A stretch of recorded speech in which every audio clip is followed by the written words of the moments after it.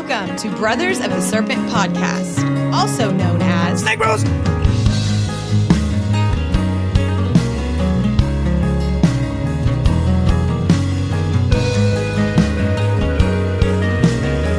And welcome back, ladies and gentlemen, boys and girls, and Adamu, to Brothers of the Serpent podcast, episode 46. 46. Coming to you not live from the 10 by 10 by 10 Tangent Cube of Science.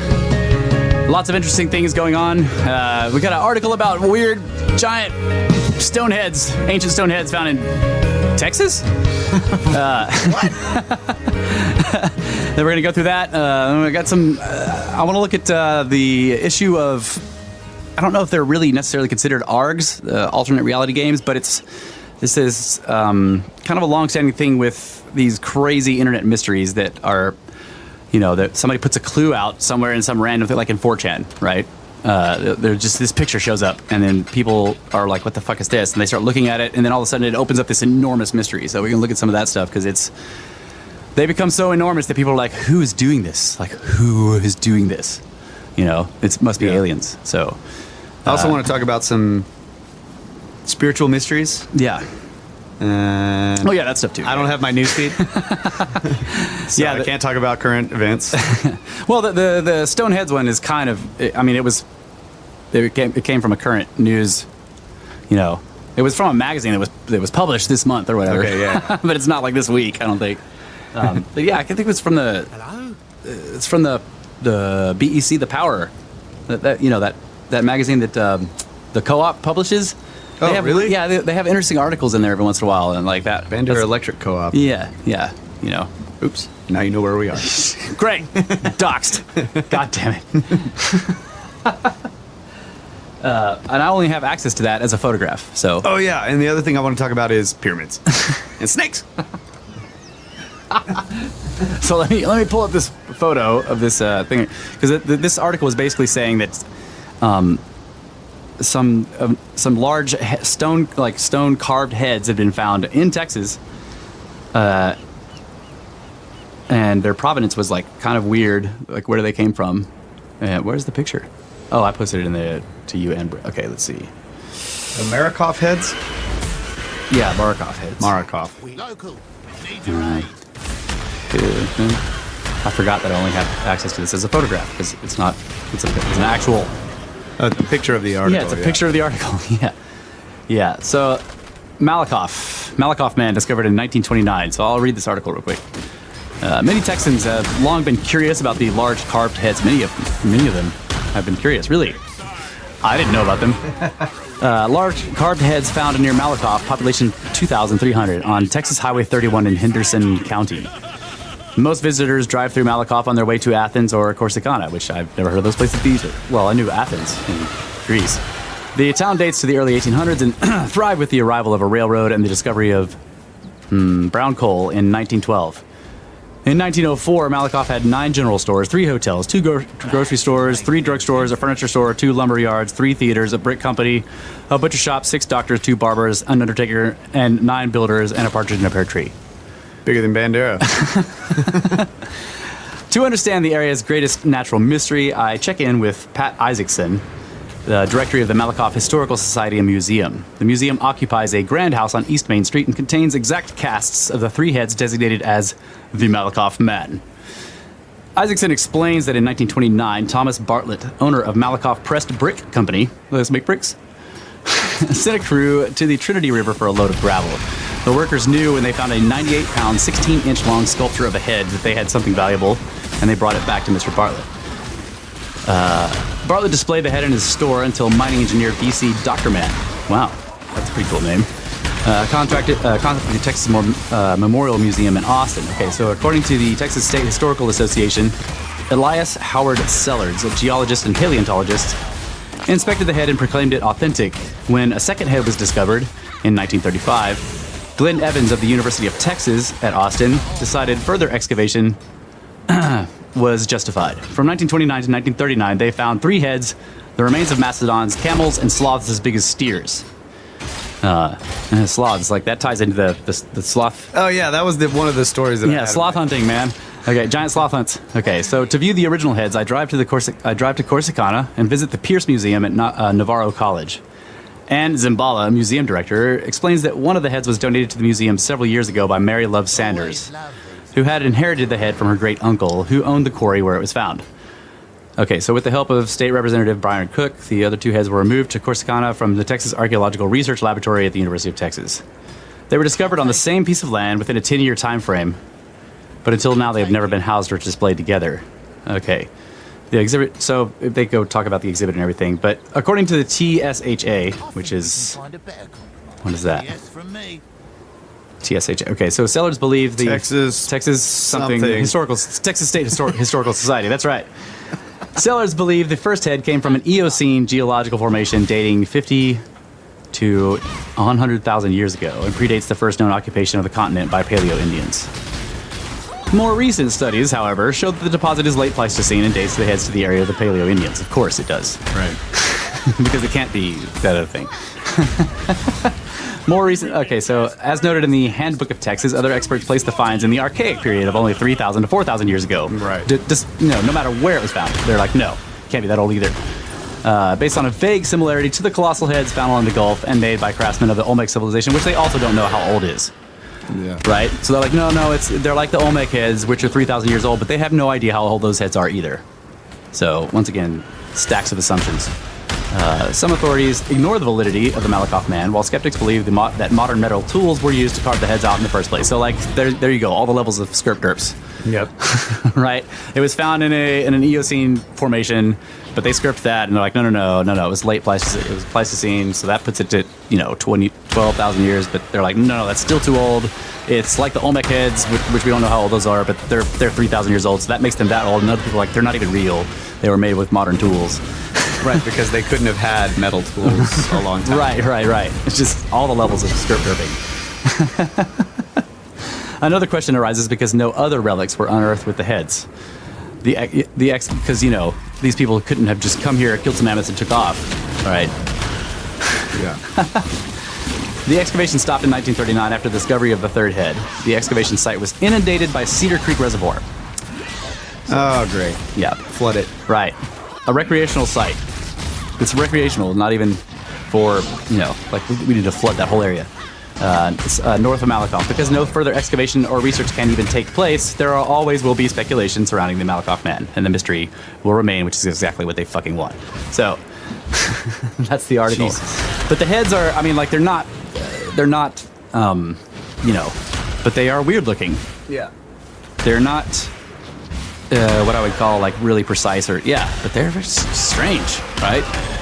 Yeah, they remind me kind of some of the ancient Sumerian statues with the ones we were looking at with they had the real big eyes. Yeah. But their faces are kind of rounded like that. Right, or the carvings that they find up in Canada, those face carvings that are all in the, you know what I'm talking about, on the West Coast?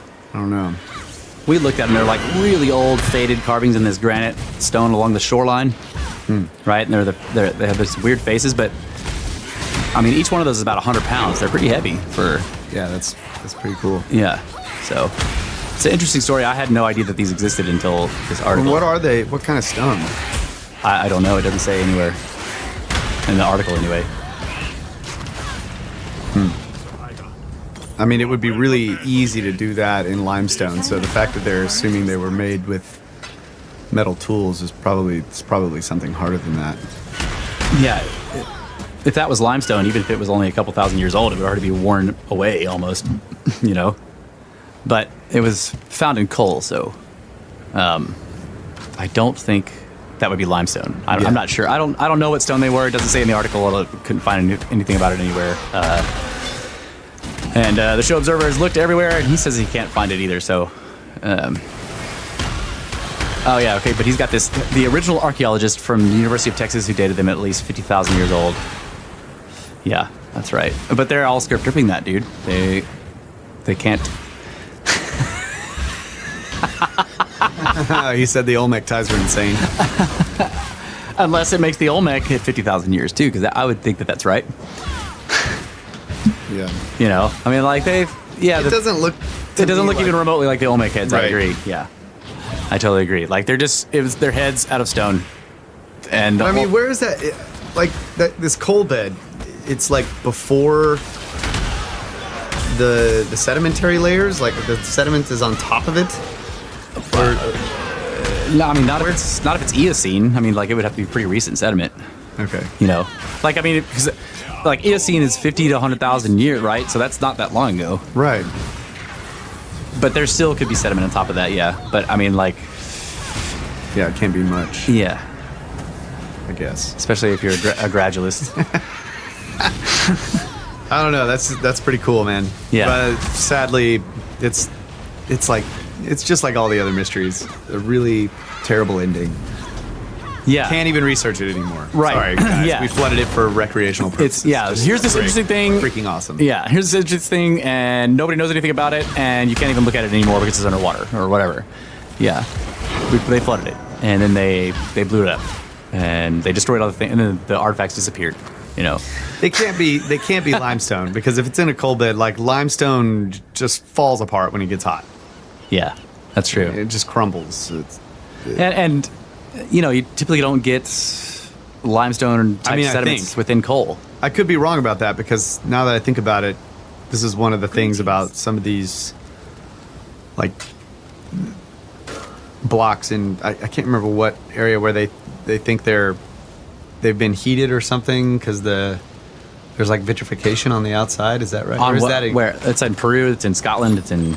Yeah, but aren't those limestone? Because they were talking about. Some of them are talking about these tiny fossils that are just like they've just been cooked. Yeah, yeah. Like which means the vitrification process had to reach the melting point of quartz, right? Yeah. So I guess not all limestone falls apart like ours does. Yeah. When it gets hot. So this is in Texas. So I guess I'm still okay. Our limestone falls apart. But we're not over a coal deposit, so this must be a different. Yeah. It must be totally different geography geology wherever they are, because we're on a, you know.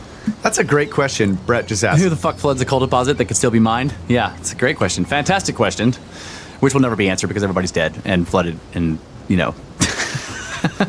They flood it when they find, like, who shuts down a coal mine that can still be mined? Yeah. Right? How many stories have we read about that, where they find some artifacts in the coal mine and they just shut everything down and they move everybody out and they blow it up, you know? Yeah. It's ridiculous. So, like, some, you know, people are like, you know, money is the, you know, you follow the money. No, dude, follow the fucking establishment archaeologists. That's what you have to follow. Yeah. They don't care about money. They need to follow the established paradigm. That's right.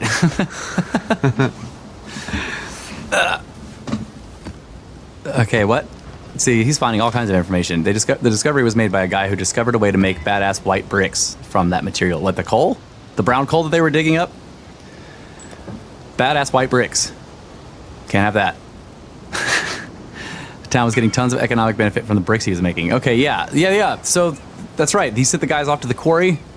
That's what was in the story. Yeah. And he was, you know, let us make bricks. Right. Man, that's strange. You got to get Mind the Hive on that one, dude. They could dig up some. Yeah, go talk to the Historical Society to figure this out, because what the fuck is going on here? Yeah, that's a good one. We should. Yeah, definitely. I'll send something to them about that, because they've got the kind of like reporters / researchers that will dig into that shit and look into it, and they can't mine it because it's underwater. So what, you think like this is giant economic interest? Like, you know, this guy's got a brick making process and it's kicking ass, and somebody's like, no, red bricks only, flood it all, and what? Red bricks only. Yeah, whoever's making red bricks does not like this new white brick thing, right? I mean, usually white bricks are used in. I mean, the white bricks that I know of are like they're used in for fire brick, right? And right. like, So if he's making it out of coal, that's kind of weird. Yeah. They're like some kind of, you know, it's like not porcelain, but ceramic. Ceramic, yeah. Right. White. You make ceramics from coal? I don't think so. Right. So if he's getting brown coal and turning it into these badass bricks, I doubt. Or is he getting that from like the sedimentary layers around the coal? I don't know. This is interesting. Too many questions that nobody answered because they just buried it and set it on fire and put it underwater. It's great. Great. Okay, thanks for bringing up that mystery, man. Hey, you know, Some mysteries are just like WTF. Like, okay, well, so what I was was excited about doing this show, and now I'm mad.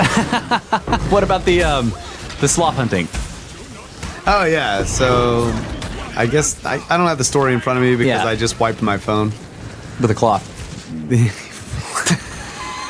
Hey. So, yeah, there was this great story, though. It was like scientists have discovered that ancient man used to hunt the ancient giant sloth. Yeah. What is it? Is it Pleistocene or? Yeah, the Pleistocene. Pleistocene giant sloth. They're like 10 to 12 feet tall, like enormous. Yeah. And they used this technique of like distracting it with one guy, and then the other guy would come and attack it. And so, of course, the picture, of the illustration that they made is like these two dudes in butt flaps. Yeah. And one of them's like, "Hey, sloth, why are you so fucking dumb and slow, sloth?" It's like doing a dance, and then there's a guy like behind him with a spear. It's just. And the sloth's like, oh my gosh. I laughed. Yeah, it's the guy in front like, hey. Yeah. And they found all this out because of the footprints in the limestone. Fossilized footprints. Yeah, so there's sloth footprints and then there's man footprints inside it, and they can see that there's like two sets, and one of them's like jumping around and doing some dance, and the sloth goes towards that guy, and then the other set of footprints like runs up behind it, That's great. Yeah. But then there's this other place. I don't remember where that was. I'm not sure if it was Texas or not. But there's this other place in Texas where there are dinosaur footprints and there's man footprints inside it. And they're like, no. Yeah, that's not real. The man footprints aren't real man footprints. They're very ancient dinosaur footprints that are degraded. That's what they say. Yeah, wherever you look at that type of story, it's like. That's the Glen Rose Formation in Biloxi. Yeah, but the way they talk about it, this is like it's very controversial because blah blah blah. And it's like no, it's only controversial to you assholes. Like everybody else looks at it and goes, "Those are man tracks." Clearly, I mean, there's so with the Glen Rose Biloxi Formation, there's enormous problems with it. Even if you ignore the quote unquote man tracks, you have mammal tracks in the same. In the same sediment as the dino tracks, and that's just that. Like large mammals like bears are not supposed to be around in the age of the lizards, right? Like large mammals, lizard birds, right? Because the big lizards filled the ecological niche that the bears would fill later. Okay, so you can't have them both. So like if you see bear tracks alongside of the big theropod, the three-toed bird, dino tracks or whatever, that's not. And that's what you have. They've never actually found a skeleton for that thing, whatever those tracks are. The theropods that are all over Texas, the theropod tracks, they've never identified it. Right. So how can they say that these are 50 million years old? Right. When they've never found because they're obviously dinosaur tracks. Just like those things that came out of the hill in when they were making that trolley line were obviously dinosaur eggs. Okay. They weren't like stone spheres. They were dino eggs. Yeah. Brett's saying that the sloth is slow, but hey, we don't really know that. I mean, a sloth has the ability to be really slow.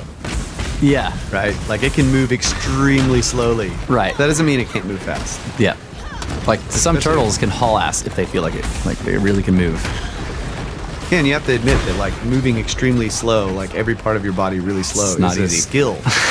It's a skill that hunters use, Yeah, they've just been practicing the super slow-mo of, they're like, check this out, guys. Watch me climb this tree in super slow-mo.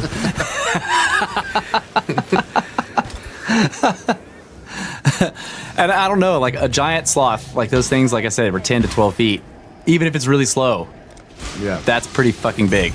But of course, I guess those Paleo Indians were used to fighting giants. If it was that slow, you wouldn't need a guy to distract it. Just run around behind it. Yeah. Yeah, the distraction. Just like, I mean, maybe the guy that was going to stab it was also kind of slow. Like he was distracting it for his retarded brother or something. Oh. Don't worry, bro. You can hunt this thing. It's slow too.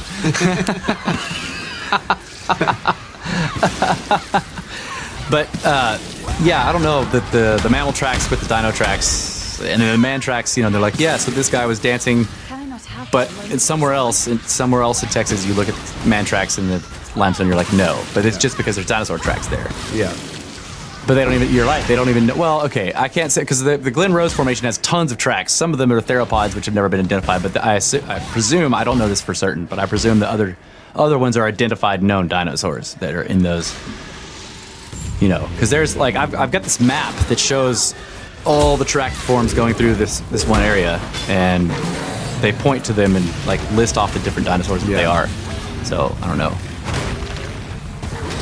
What's that? That's a slot. But anyway, it's the same story every time. They just don't. They can't disturb the paradigm. That's obviously the moral of the story here. Yeah, and it's so often that the original, like with some of this stuff, the original discoverer, who actually sees all the evidence and sees it in in situ, says all these things, and then like all these armchair assholes come on later and like, no, it couldn't be that, and they're making assumptions based on the paradigm. Exactly. Like the guy who actually discovered those heads was like, this was in an Eocene deposit. They're 50 to 100,000 years old, and that guy was from UT. He wasn't like a freaking layman.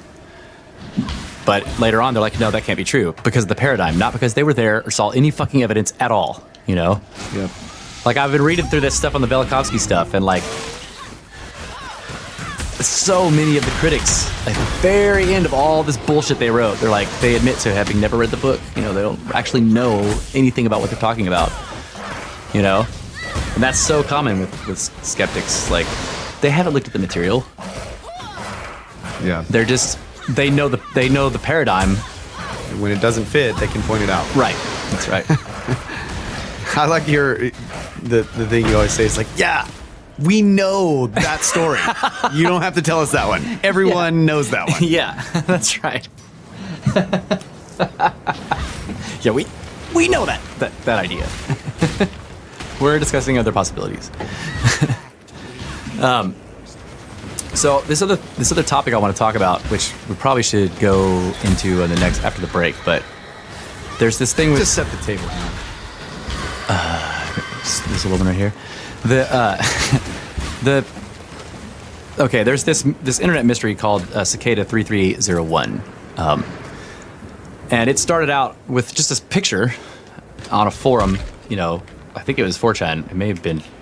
But anyway, it was one of the enormous forums, like the big internet forums, and it sent people on this like global quest that was so wide in scope that people started to question, okay, who's doing this, right? Who has the resources to do all this shit, like to be physically in all these different places, and some of the things had timing so precise. Like there was the poster on the freaking telephone pole in Hawaii that was there for like one day that you had to go and scan the barcode on it. And, if you didn't get there within the 24-hour period, fucking thing was gone,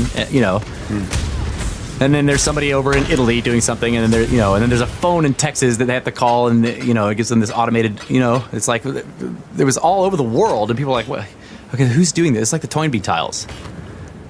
Did you look at the Toynbee tile stuff? There's weird, really complicated tiles were showing up all over the world, like like they're embedded in the road, and like you're like, how did he do this? Like on these heavily traveled roads, which don't ever not have traffic. There, like in front of like a light where there's at a really busy intersection in the middle of New York City, there'd just be this fucking tile, like embedded into the fucking asphalt.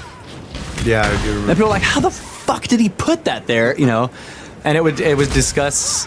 It talk about strange things about Jupiter and space and shit like that. Like it's kind of like that. Like these tiles were everywhere.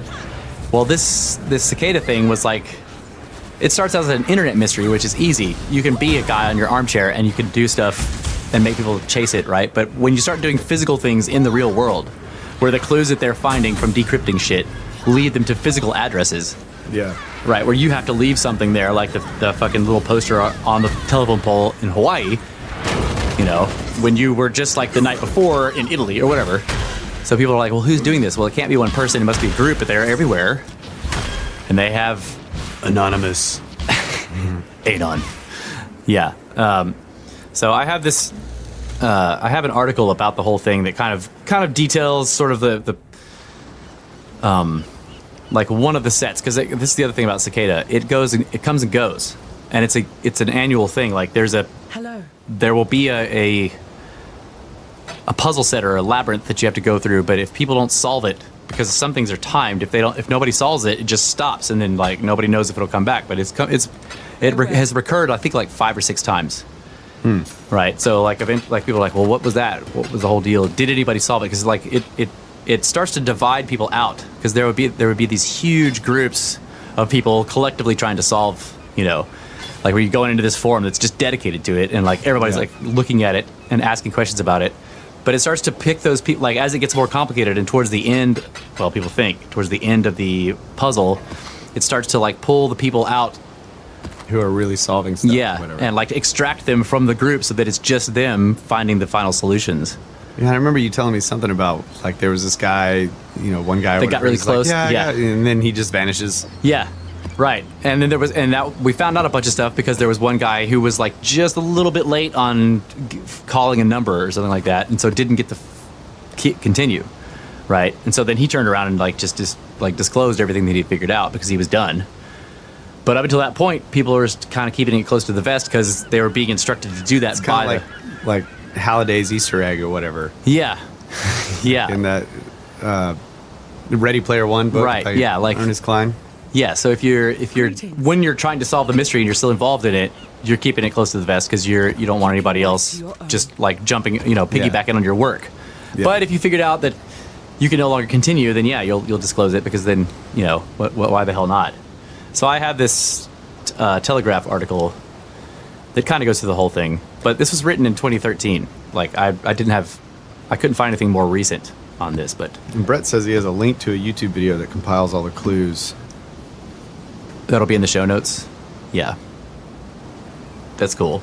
I mean, I found a bunch of stuff, but I'm looking for... I wanted an article that would sort of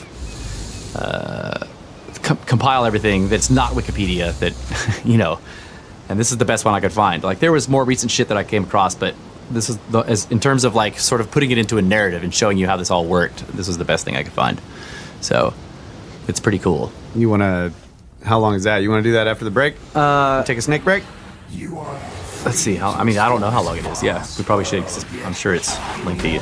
So, all right. Yeah, we can take a break, and we'll come back and talk about... Sit tight, folks. Cicadas. Don't go anywhere for 30 seconds. Yeah, snakes eat cicadas, probably.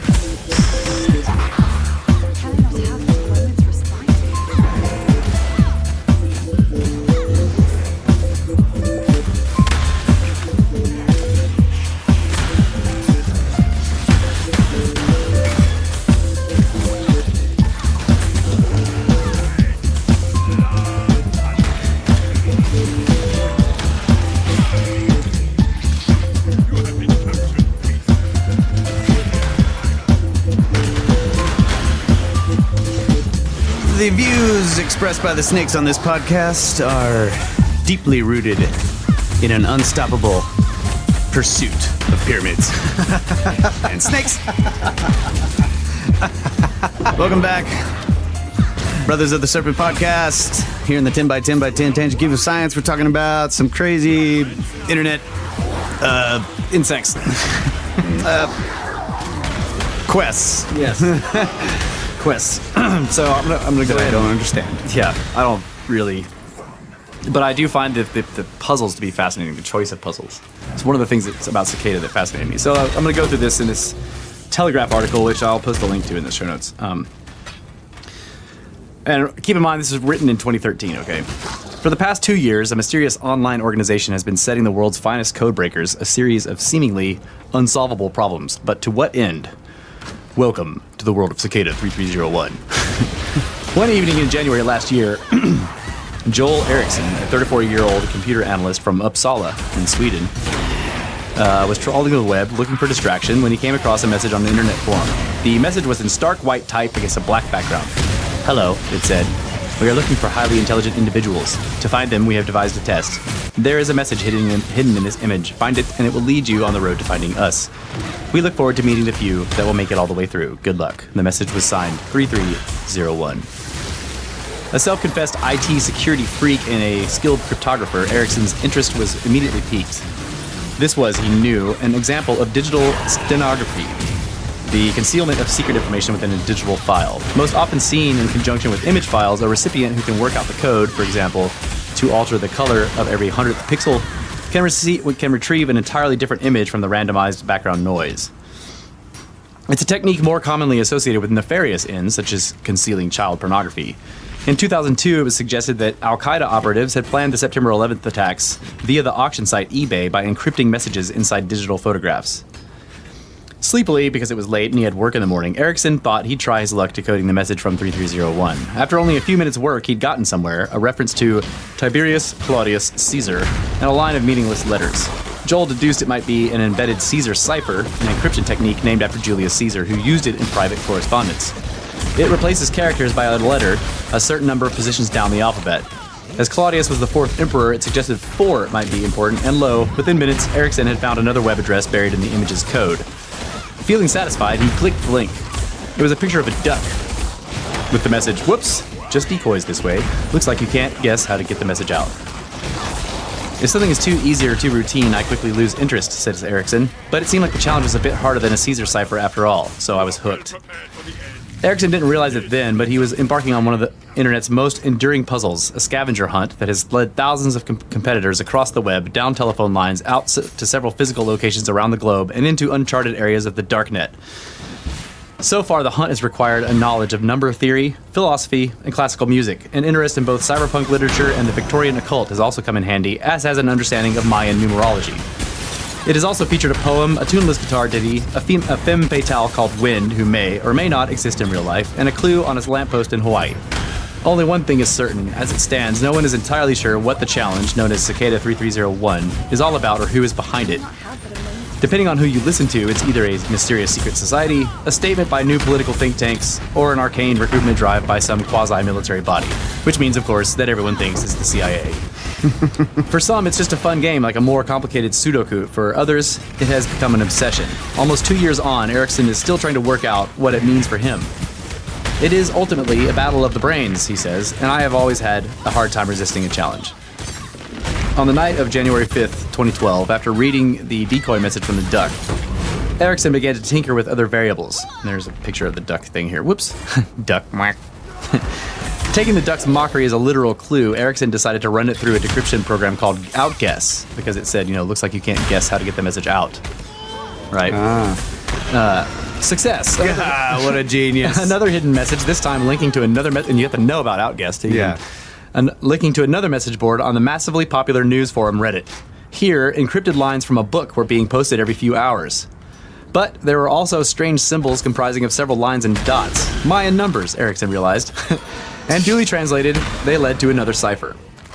Up until now, Erickson would admit none of the puzzles had really required any advanced skills, or suggested anything other than a single anonymous riddle poser having some fun. But then it all changed, Erickson said, and things started getting interesting.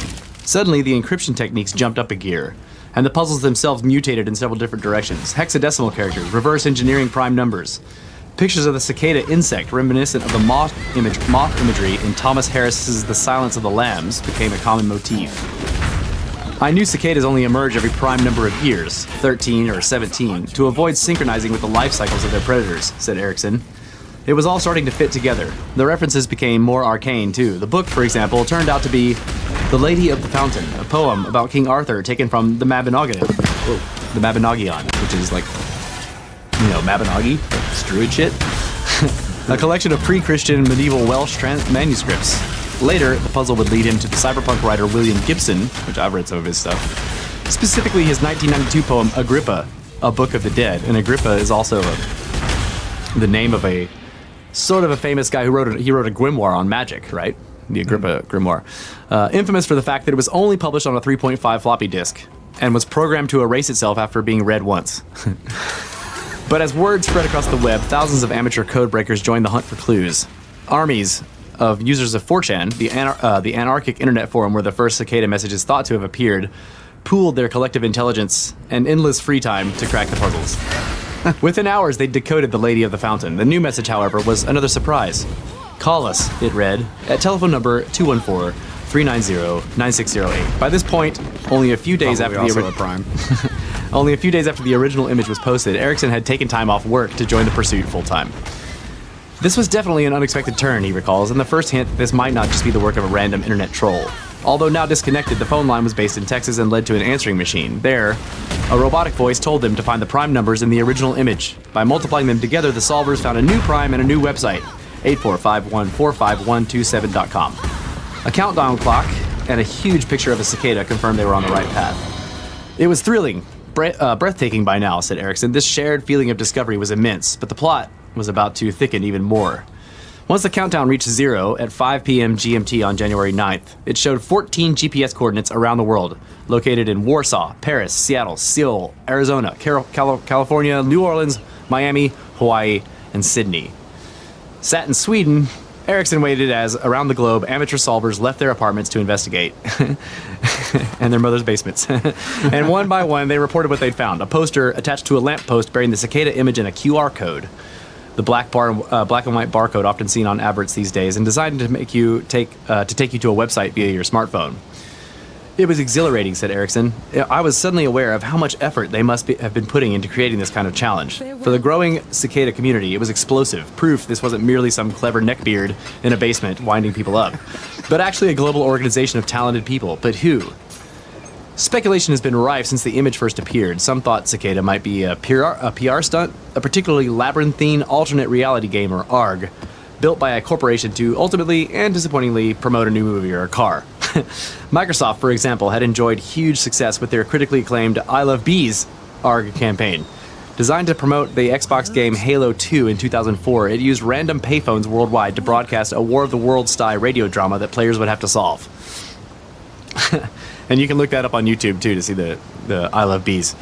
But there were complicating factors to Cicada. For one, the organizers were actively working against the participants. One solver, quote-unquote, a female known only as Wind from Michigan, contributed to the quest on several message boards before the community spotted that she was deliberately disseminating false clues.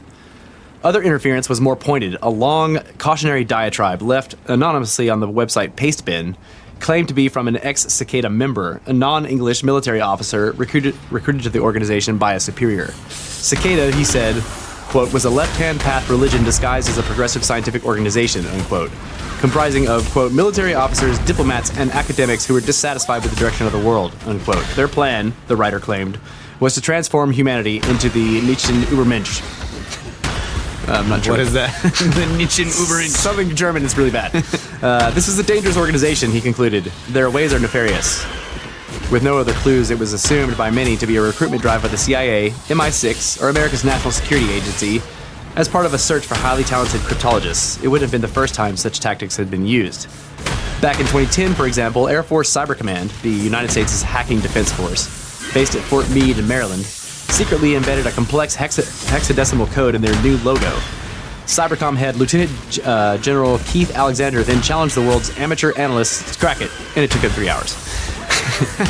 And in September of this year, which is 2013, GCHQ launched the Can You Find It initiative, a series of cryptic codes designed to root out the best British cryptographers. As GCHQ's head of resourcing, James Jones, said at the time, it's a puzzle, but it's also a serious test. The jobs on offer here are vital to protecting national security.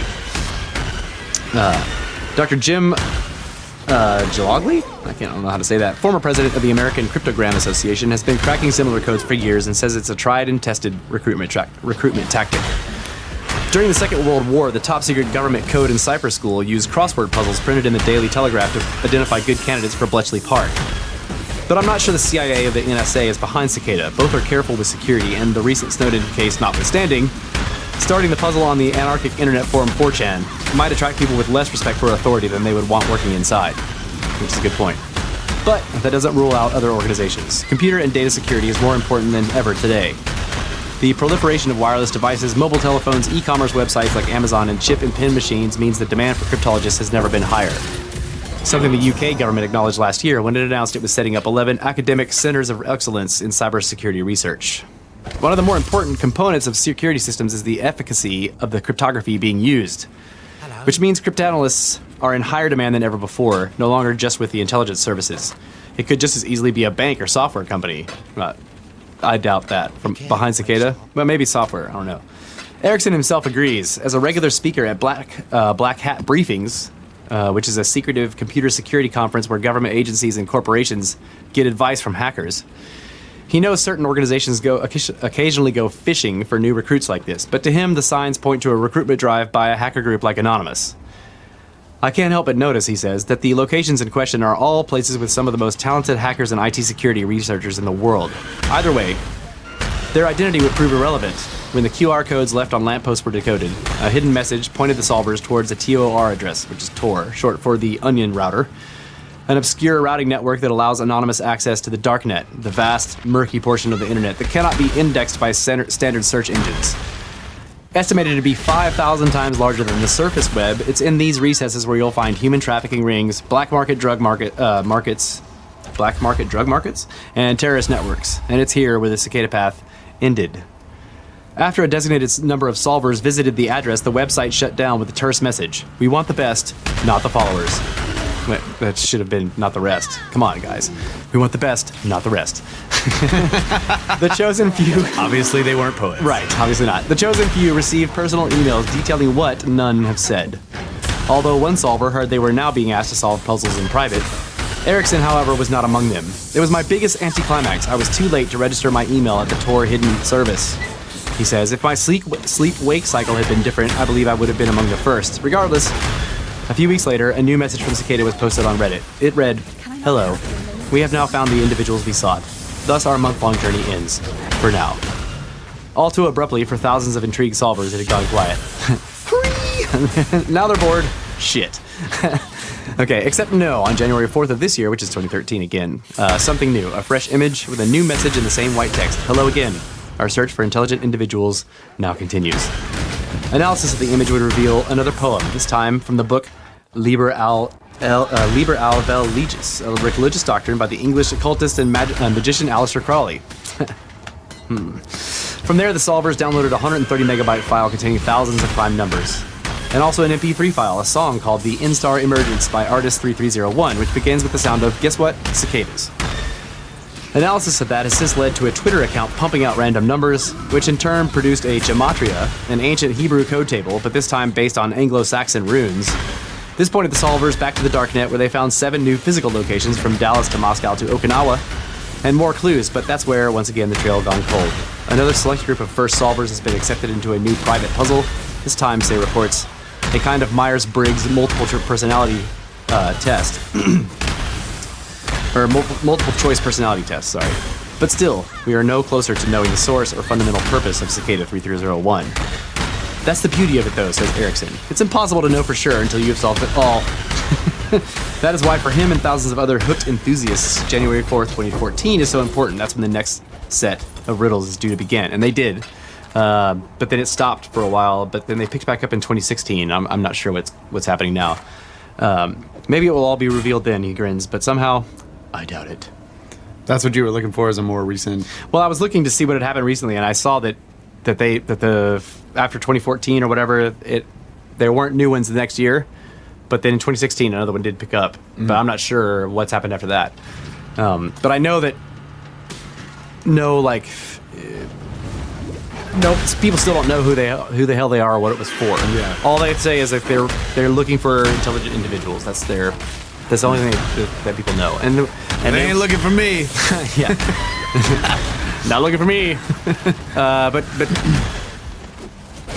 it's interesting too that these people, you have to think about it, because I don't know if you've ever been involved, or if anybody listening has ever gotten involved in like a sort of a collective solving thing where you're collectively solving something online. That's like, those communities get really close. Like you know everybody that's in there, even if it's thousands of people. You recognize their names, or whatever, and like everybody's sharing everything. Like you get really excited if you figure something out. You're like, holy shit! The first thing you want to do is go and tell everybody, right? Yeah. So the fact that they were extracting people from these immense solving communities that were working on this, and those people never once went back and said a word to those people. That's a pretty big deal. Yeah. That's like, I don't know. I've been involved in them a couple of times. I've never done any cicada stuff, but I know what it's like to, you get all excited. You're like, holy shit! And then you start saying stuff or whatever, and you want to tell these people, and then they're working off of what you went on, and then and there's this camaraderie that happens. And for you just to abandon them is, I don't know. It seems like it would be tough, but would I do it? Probably. Yeah, in the end, I don't know. I don't know. In the end, you're trying to figure it out for yourself too. So right. So if I had a choice of like never figure it out or like go it alone and not talk to those people anymore, I'd probably keep going. yeah. But what would keep you silent for years? That was the first one started. So this is one of the things I was listening to the John Anthony West book, Serpent in the Sky. I think this is where it came from. I've had a couple other things going on that I've been listening to too, but he was talking about secret societies and it's like this idea that you join a secret society and there's just like all these sort of meaningless secrets that they have, like just little tiny things, and the reason is because they're looking to see who divulges them. Exactly. They don't start giving you the real secrets until you've been there for years and have kept all of the meaningless ones. Yep. Then they know that you can be trusted. Or at least they think you can. Yeah. That you can be trusted for as long as you have been trusted. Right. And so they start giving you a little bit more, seeing what happens. Yeah, and intelligence organizations do that too. They will like I think this has happened a lot to certain researchers in UFOs or whatever, right? Will suddenly get fed all this information from somebody who's claiming to be a whistleblower for the CIA or the NSA or whatever, right? And this person is like the UFO researcher or whatever, like does all of his diligence and says, well, okay, this guy really is in this intelligence organization. Holy shit, right? And he's getting all this data from him. And that guy really believes all this stuff because he got it from the CIA. But what neither of them know is that the CIA was feeding this false bullshit to various people in the CIA to see if it would end up in the public record. Yeah. Because then they would know who was, or they would have a very small pool of people that did it, right? Right. So the UFO researcher ends up getting discredited by no fault of his own because he was believing a government whistleblower who really was a government whistleblower who was just fed false information by the government on purpose to find out if he would turn into a whistleblower. So the guy who was giving the information to the researcher thought it was genuine as well. Yeah. Right? But then somehow the UFO guy ends up getting discredited. I'm like, wait, why is he discredited from this? Like, the only lying happening here was on the government's part, not, just because, I don't know. I've always thought that was weird. Like, I've seen that happen like 2 different times during the time I've been looking into all this shit or whatever. There have been 2 major researchers in the UFO stuff that have just were utterly destroyed by this. And it may be happening to what's his name right now from Blink-182, Tom DeLonge. Like, he's published this book and he claims to have all this government shit on UFOs or whatever. I'm like, dude, I think he's being trolled or played on purpose. Yeah. He thinks it's all this legit shit, and like he's been into this stuff for a long time. But I think that it looks to me like somebody in one of the intelligence organizations is looking for. They picked him because he's like a celebrity. High profile, a celebrity. Like he's a huge celebrity that pop people pay attention to. Like the thing is like this is reaching pop culture people, right? So pop culture people don't pay attention to anything but pop culture. They don't watch the news. They don't look at weird shit. So Tom DeLonge has millions and millions and millions of pop culture people following him, and so he starts putting this information out, and it's reaching a demographic that people that are in intelligence organizations have no other way to reach. They can't get to them through the news or through, you know what I'm saying? Yeah. So they're feeding this information into an enormous part of the population. That's the only way you can feed it into them because they only pay attention. So you think it's like a disinformation campaign, basically? Yeah, I highly doubt that it's real. I mean, I don't know. Obviously, I don't know, but I'm extremely skeptical of it because he's like, oh, I'm getting this from these government people, and I'm like, ooh, dude, like you are a prime candidate for a gigantic disinformation campaign, right? I don't doubt him at all. In other words, I don't think he's lying, and I don't think he may not even be fooled, because that's the thing, is the person who may be being fooled is the guy giving him the info. Right? And that leads me to this is happening. Well, it's you can imagine that the CIA probably knows who in their organization is a leaker. Yeah. And they don't fire some of those people because they're good at some other stuff, and they're just like, well, if you need something to leak, you feed it to that guy. Yeah. Well, there's the old saying, like, if you find a spy, don't out him and kill him, keep him. Yeah. Now you know where he is, right? And you can feed him false shit. Yeah. Yeah. You keep him there. And like make him think he's special and feed him all this shit, and he'll be like, fuck yeah, and he thinks he's getting good information, and he's like now feeding disinformation to the people who hired him to go be a spy. Right. But so this is kind of also happening right now with Kanye. Like, this is the other thing. Like, the puzzle that I got involved in was Kanye Quest, right? And so I'm like, looking at this shit that's happening with Kanye right now. And I'm like, wait, what's really happening here? Like, I didn't think Kanye had anything to do with this other thing that I was looking at, which is, I mean, that whole It started out with that little video game. Yeah, there's this. Okay, so the Kanye Quest is an actual little, like, I don't know if it was 8-bit, but it was kind of like that. Like, you know, you think Color Game Boy or something when you see it. Like, you know. Yeah. And the point of the game was it was like think of an RPG, but you're a rapper, and you go around and the battles are all rap, right? Yeah. You get into a fight and it's a rap battle, and you on the streets, right, with Kanye. But there was this weird, like, I guess you'd call it an Easter egg, but nobody knows if it was. It looks more like the whole game was written to hide this, rather than this was put in the game because it's fun, right? Yeah. Why did they choose Kanye? Like, why Kanye West? Because his last name is West, and you can be like Kanye Quest. I don't, you know. There's all these weird things going on, but the puzzle in the game didn't even look like. It doesn't even look like a puzzle that can be solved by somebody just walking around. You can't even find it. Like, you have to almost know that it's there, right? Because so from what I know, because I've never played the game, I've seen videos of it and shit. But in the very beginning of the game, like the very start, this is kind of like what they did with Far Cry 4, where you can beat the whole game in 15 minutes if you just do this one thing at the very beginning.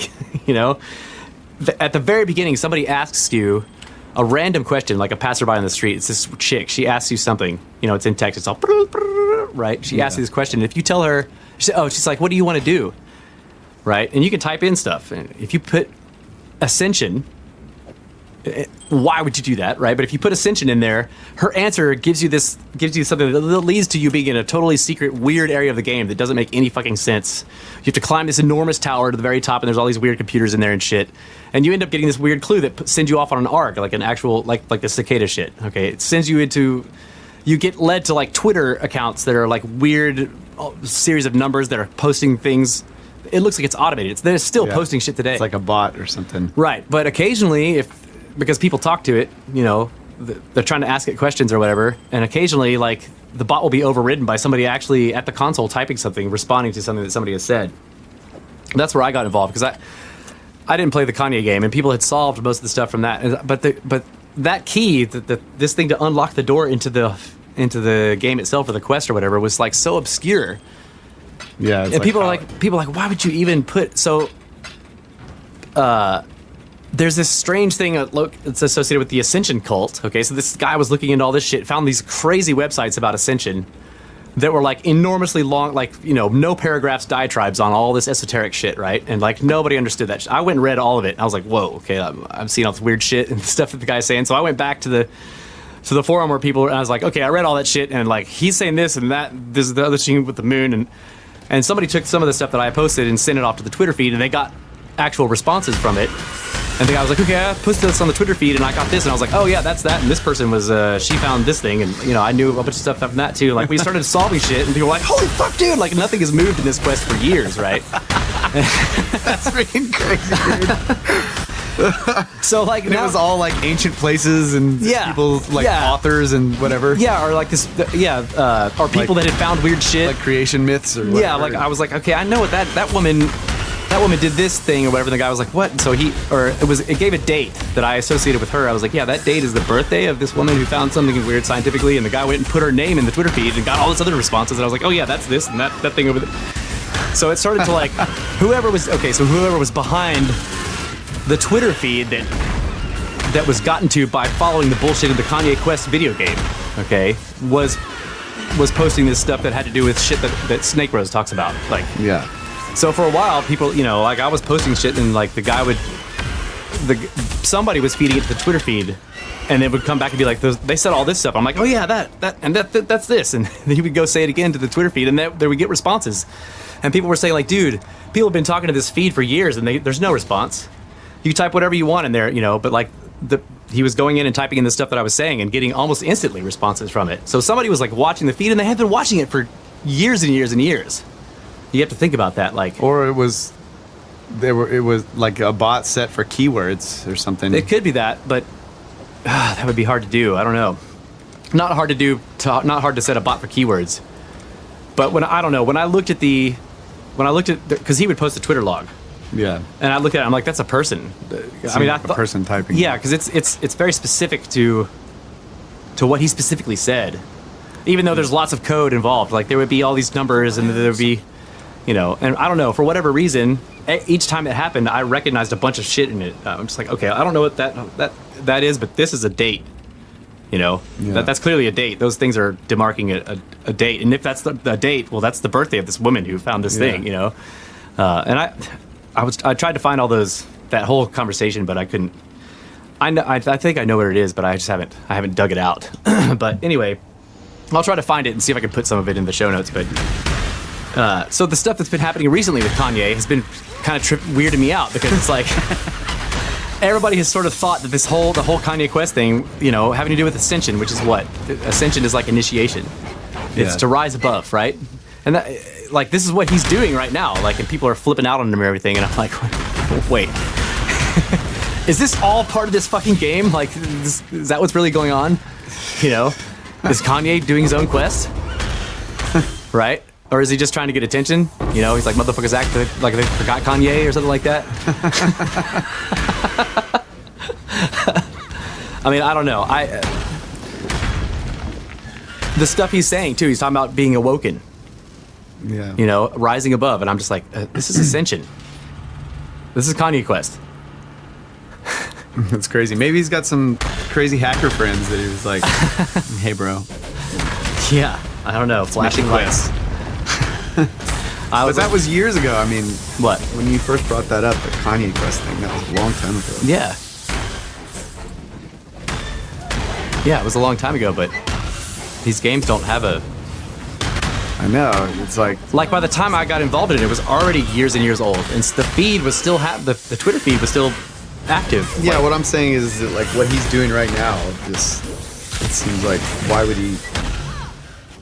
Maybe the game hasn't moved, and he's like pushing it forward. I don't know. I haven't looked at it. I need to go look at his feed, and then go look at the Twitter feed of the Kanye Quest shit and see if there's correlations. Yeah. Well, there might be. You never know. Yeah, I haven't looked at it. Oh, I connected to Kanye's Twitter feed when I found out that this stuff is going on, But he says a lot of shit. There's like huge fucking masses of posts that he's gotten that I haven't gone through. Yeah. So I remember a while back he like went off on something and it was all over the news. I went and watched the videos and he's like, at the awards.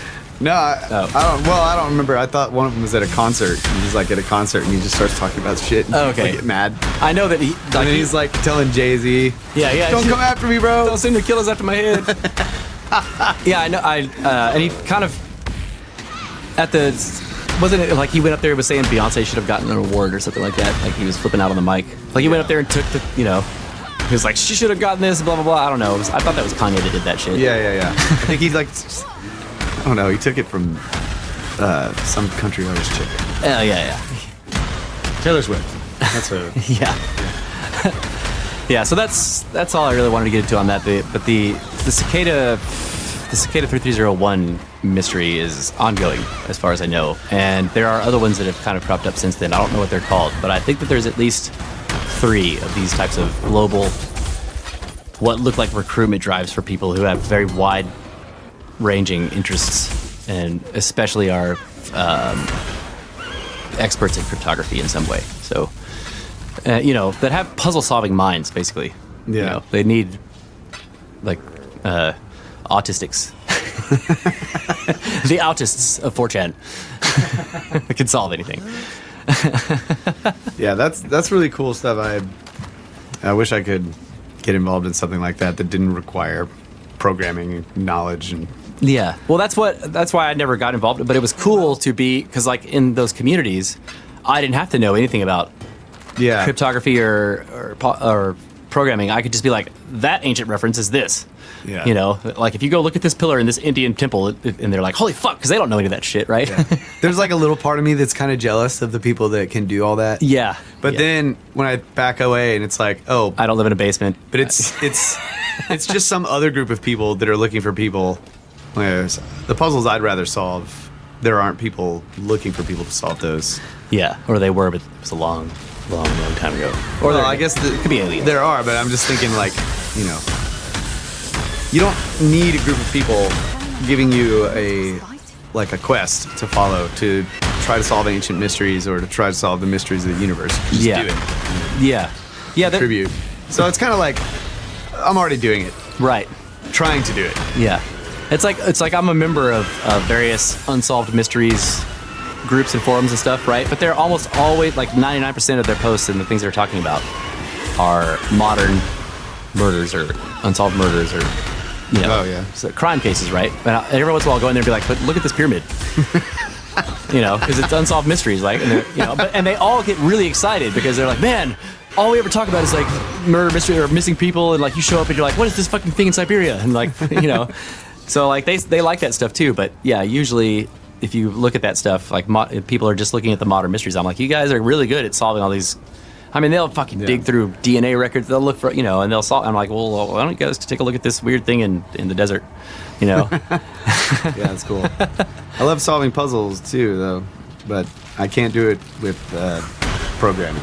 Yeah, me either. I can't do that at all. I envy those numerology people too. Like when I see numbers, I'm just like, man, I wish I knew all the numbers. Don't look at the numbers, bro. you can get lost. Just wish I knew more numbers. I do, yeah. I want to know more numbers. I like the gematria stuff. Like, I think that's another kind of entomology.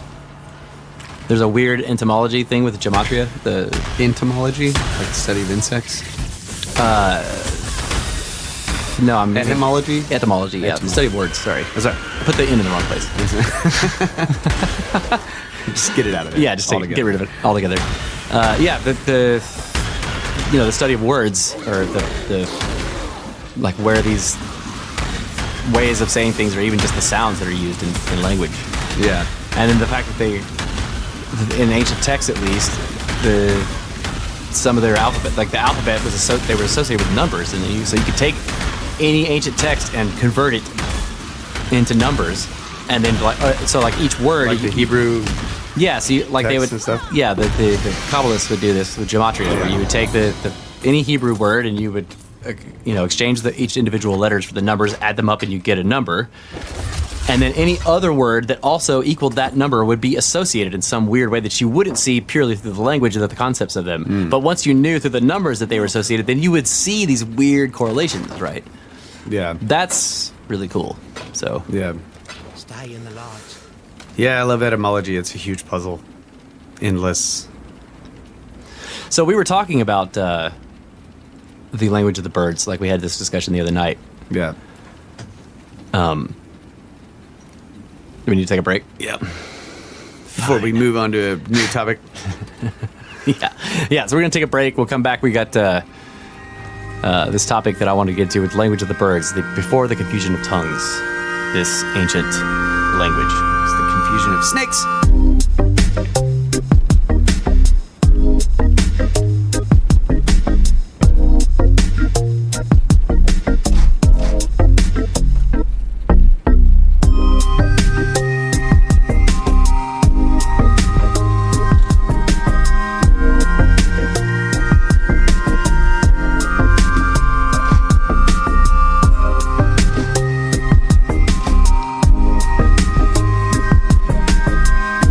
Welcome back, ladies and gentlemen, to Brothers of the Serpent podcast. Coming to you not live from the 10x10 Tangent Cube of Science, as always. Nice and cool in this cube after we cooled it down. Air conditioned it for a little bit. But before we get into this other stuff that I was bringing up at the end before the break, I do want to, because this kind of annoys me when other podcasts do this. Like, they'll have somebody on that talks about something fascinating, and the next podcast, they just don't even. So, what did you think about all the stuff with the missing 411, like with Thomas Spriggs? Like, I thought it was amazing, and some of the stuff he was saying was pretty freaking scary. Yeah, dude, I thought it was badass. It really, like, all the time, you've been the one that's really been more into the missing 411 stuff than I have. It's never really captured my interests too much. Like, enough to like want to go read the books and all that kind of stuff. Yeah. But yeah, his whole approach to it like really did like start making me think about it in a different way that I had never thought about it before. And I don't know, I thought it was cool. Yeah. So if I was to summarize, which I did when I was writing the show note or the show description, like the summary that I get from what he was saying on the show and also from reading his book is that based on the times and locations of disappearances, he's identified linear movements of something. Yeah. Okay. So they look disparate, and they're kind of all over the place or whatever, but he found that there was enough pattern to then identify a larger pattern. He was able to find more cases that didn't exist in the 411 stuff because they, right? And he found them because they existed in the area that he was identifying. Okay. And then once he saw them, he was like, okay, these match the profile too, right? Yeah. And you start to see that this thing is moving linearly through the world, okay? That it is crossing back and forth in this one area, and there may be multiples of them, like because there will be this other linear movement that's outside the outliers. Right, but it's the same type of linear movement that's in the other region. Right. And so to me, and I know this is like, I connect this to all the ancient shit because the Indians, the Native Americans looked at these places mostly and were like, don't go there. Right? Like Crater Lake, they won't even look at it. So this is an ancient thing. This has been going on for a long time, and I connect it to these various ancient mysteries because this is an ancient thing. I don't know if it's directly connected to like pyramids, but it probably is. If there's any truth to, because you have to make suppositions to do this, but the suppositions are like very easy to make. Like whatever's doing this is intelligent. Right? It isn't just a predator. Like we talked about that a little bit on the show. Like I was like, do you think this is just predation? Right? Yeah. He said that he sees malice in it, that it's malicious. Well, a predator's not malicious, it's hungry. Right. Okay? So whatever's doing this has at least on par intelligence with, if it's doing this because it's pissed off or something, and then of course the fact that it picks certain people, it's choosing very carefully its victims. Like that bespokes intelligence, and then whatever it is it doesn't seem to be human. Okay, so here you have a non-human, very ancient, very intelligent thing, and I'm like, okay, already you're running into like these ancient stories of like other intelligent races, elf-like things, whatever they may be, magical, these ancient like forest spirits. Okay. Yeah. That have been around since the dawn of time, according to all these legends or whatever. And I'm like, those are always connected to the ancient mysteries. That there's something, and in what way, I'm not sure, right? But then you have the same, so you have like these ideas of these previous civilizations, and that these are either remnants that live underground, okay? Like a lot of the disappearances happen in places where you're like, okay, this area is rife with these legends of fucking ancient underground civilizations like Mount Rainier, Mount Shasta. Like these disappearances happening in these places where it's like there are legends of enormous cities under these mountains of people that are not human, that are from like Lemuria or Mu or whatever they call it. Mm-hmm. That like Mu is a fascinating story in and of itself. Like this guy went all over the world or all around the Pacific looking for signs of this ancient script that had been found on various artifacts that are their provenance is unknown. Nobody has been able to assign these artifacts to any particular culture, and they have this what looks like an alphabetic script, sort of like in the manuscript 512, right? There's these symbols. Yeah. They're not connected in any way to any known written language, right? So this guy went all over the Pacific and found enough of these things, and he decided these are the remnants of a civilization, and he called it Mu, right? But he was put on this quest by a freaking like a Buddhist. I think he was a Buddhist. Monk or priest or whatever, who had these ancient documents in the temple that they had protected for who knows how many thousands of years that claimed this stuff about this ancient civilization. He was like, you have a ship, you have the ability to go all over the place, go look for this. And the guy was like, fuck yeah, and he did. So you have these weird ideas about these ancient civilizations that went underground after cataclysms and still are there. and don't want to mix with what's now the human race on the surface.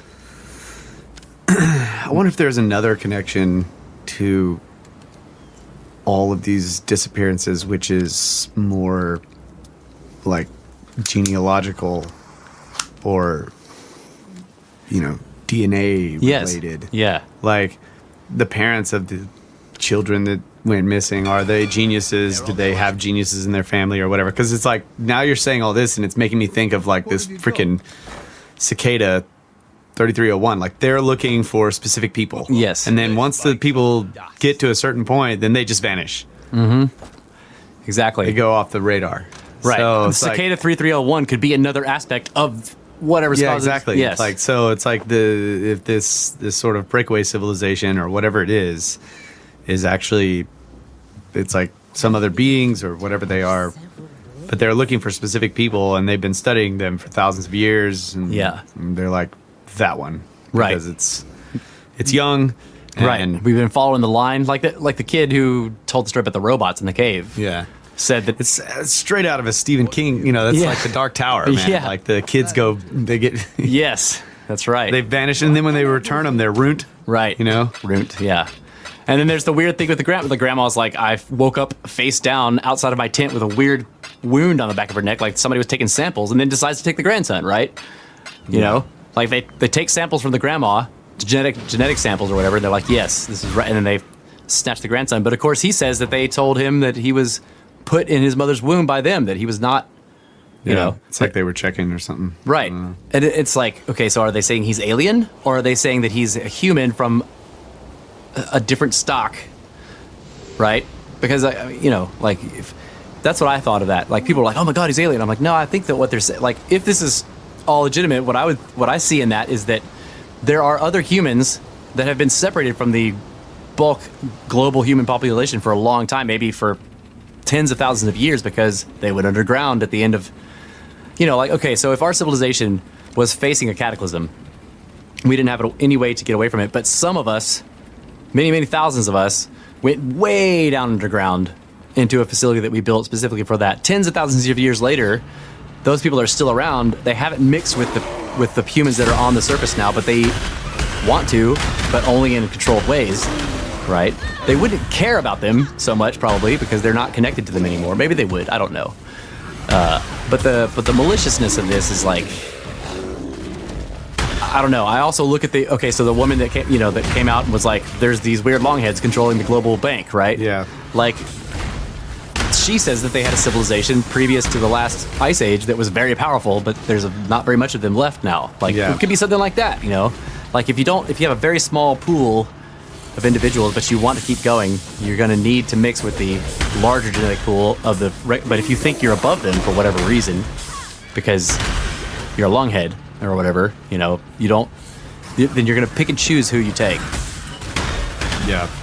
Maybe people that have had some recessive genes from that original pool a long time ago. Yeah. Right. They're doing like crazy genealogical studies and shit on. Right. Okay. So there's the mystery of the blood types. Like there's the Rh negative blood types that are incredibly rare. Yeah. Everybody else, like the vast majority of people, are not Rh negative. I think it's like 1%. Right.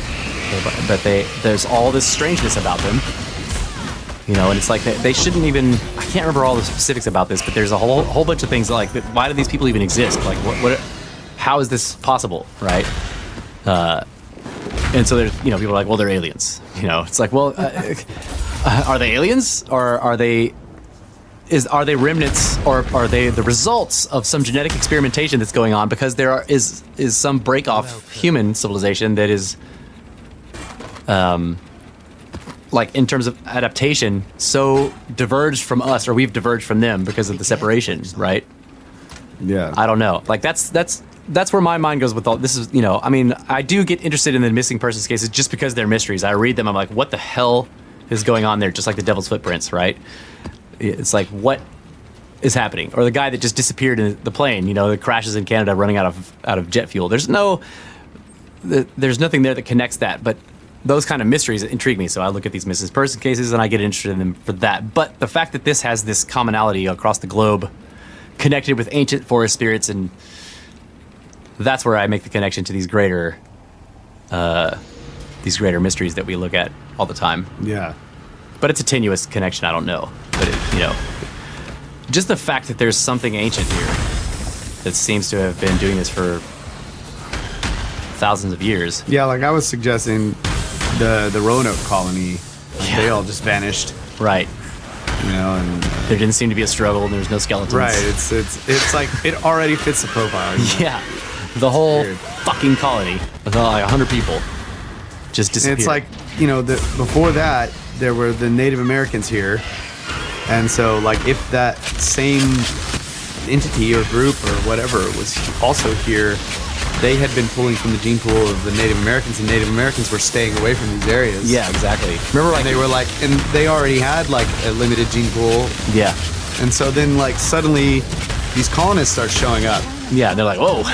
Yeah. And like maybe they abduct a few like Native Americans, and they find out that these colonies have just like shown up on the coast East over Coast, here. Yeah. No, holy shit. And so they're like, and then they just go take them all. Yeah. Because they found out that they're disconnected. Completely different. And they're totally isolated from their civilization. They're right. Like, oh, well, you guys don't. Everybody. Yeah, just take them all. Yeah. Because like it's like, don't wait for the ship to come back with more people. Like, let's get them all, and then we'll figure out what we need out of it. Right. Like, God, that's freaky. Man. Yeah, out of that 100 people, you could figure out probably the genetics of the entire European population, just because that's enough people to connect them to everything.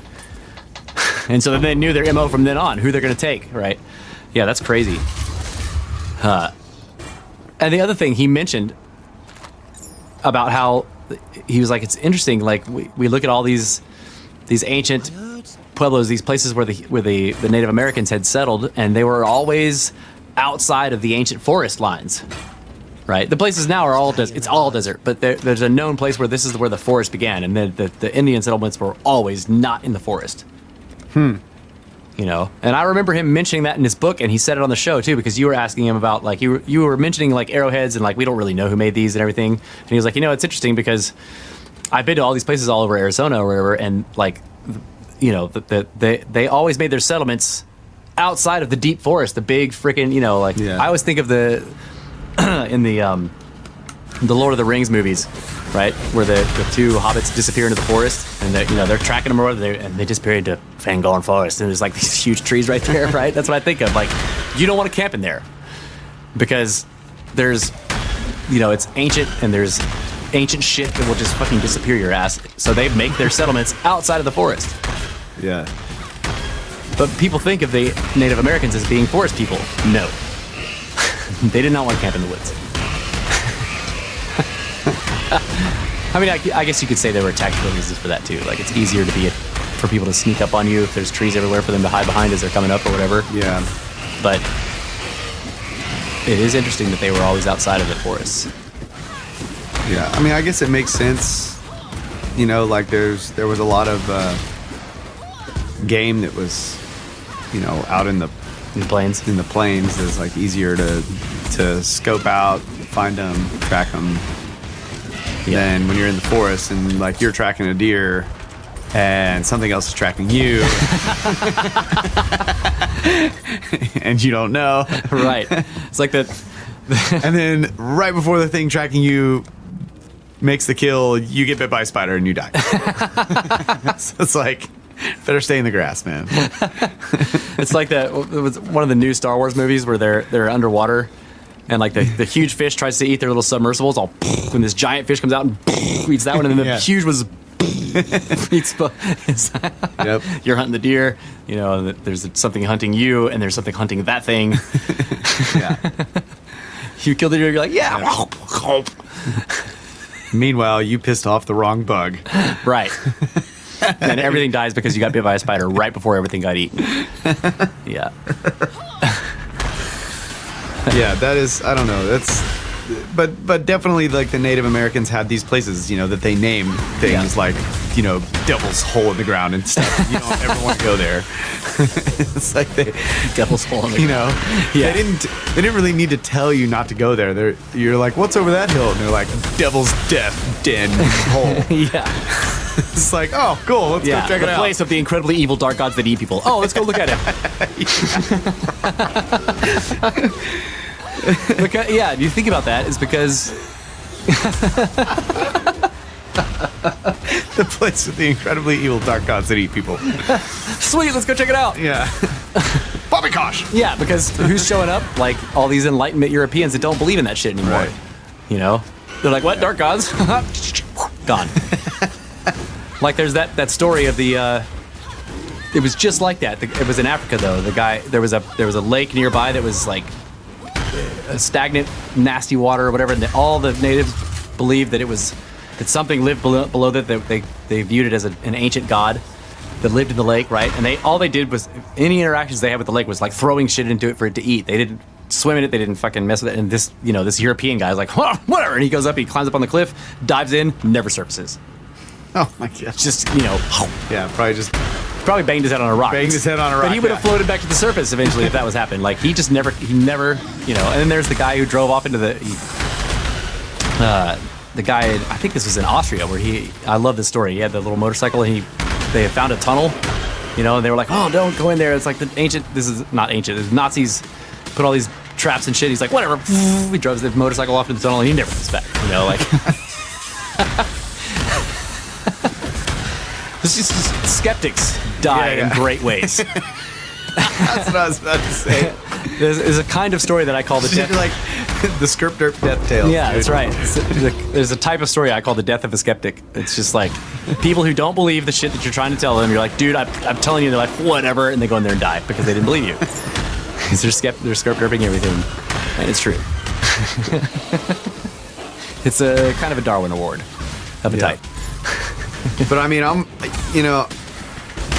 can't say I'm totally convinced that the 411 profile is a real thing. Mm-hmm. Like it could be. I don't know. I know that there's like also a shit ton of missing persons cases that don't fit the profile. Yeah. And so they're picked for these specific mysterious reasons that don't have any answers. That's right. So it's like if you take a whole bunch of stories that don't have answers and then start, basically like what he did was like build a profile out of it. Like I don't know if that's a legitimate. I can't say that it is, but it sure as hell looks like it. So I'm not like totally convinced, but I'll definitely stay out of those active regions. I'm not going to script derp it that hard, right? Yeah, you're talking about the profile that Politis built versus the active regions that Spriggs was finding. No, I'm just saying. Well, I'm saying the whole thing in general. It's like he's looking at Spriggs is looking at these areas, or he's looking at Politis' stuff, and he's coming up with more information based on all of that. And so it's like yeah, you're still following the trail, right? So I'm not sure that the trail is totally legit, but I'm still not going to go into those active regions because like it could be. Yeah. It's like I'm not saying it's not, but I'm not 100% sure it is. Yeah, I don't think that we can be 100% sure on that for sure. But it is intriguing. Like it I wouldn't say that I know it's happening, but I would definitely say that I'm pretty sure that these are connected. They definitely seem to be connected. Yeah, like one of the things about the profile is that there shouldn't be a profile if they're not connected. There shouldn't be one. Like not with those kind of specific things. Like you could say the profile is these are all unsolved. Like you can't build a profile off that because that's not a legitimate. But you can build a profile off of like dogs can't track, happen in boulder fields, those kinds of things. Right, but not necessarily. My point is that those aren't necessarily connected. Other than that, the dogs couldn't track them. Like it doesn't necessarily make the reason why the dogs couldn't track them the same, right? So it's like an assumption that you can argue it's possible that the fact that the dogs couldn't track is all connected, right? Yeah, through the same sort of like methods of whatever is causing the people to disappear. Yeah, but that's a good thing to look at when you're profiling, but it may not be. There may not be a correlation. Right, but. And you can take any of the profile points and say that about them, but the fact that they all are kind of together makes it really hard to say that about them. That's the point of the profile. It's like, yeah, so this one particular thing, like the weird thing about the dogs, or the fact that they happen around granite, or you take any of those by themselves, and you could say, well, this doesn't necessarily mean there's a connection. But when they're all together, the inclement weather and that the dog's not tracking, and then the body's being found where the place where people have searched, or like it's always like the cause of death is indeterminate. Like all of those things put together, happening across all those cases, makes it very difficult to argue that they have disparate causes. Right. So yeah, I agree with that, and then yet I haven't looked at all of the cases. Yeah, and not all of the cases have all those points. Right. But all of them have some of them. And all of the ones that might have one or two of them, but also don't have a mysterious ending. Like that are not put in the book, in other words. Like that's what I'm saying. Like there could have been a missing persons case where for some reason the dogs couldn't track, but they ended up solving it, and it was like they understood what was going on, like, and it was solved. That's a good question. That's what I'm saying. I haven't looked at, and Politis probably has looked at shitloads of them, but if dogs couldn't track, they're in the. I'm just using that as an example. Yeah. Like there's all these different things, various things that happen, and like one of them is a solved case that might have one of these things that's in the profile, but it was solved later. Why that happened. But if you have enough unsolved ones that have that thing in there, then you can say, well, these are possibly connected, even though you see what I'm saying? Yes. Like there might be one of those things that was solved, and there was a reason why that particular thing was in the case. Right. It's like granite, like boulder fields. You can see how people could disappear in a boulder field, and it had not necessarily have anything to do with the missing 401 stuff.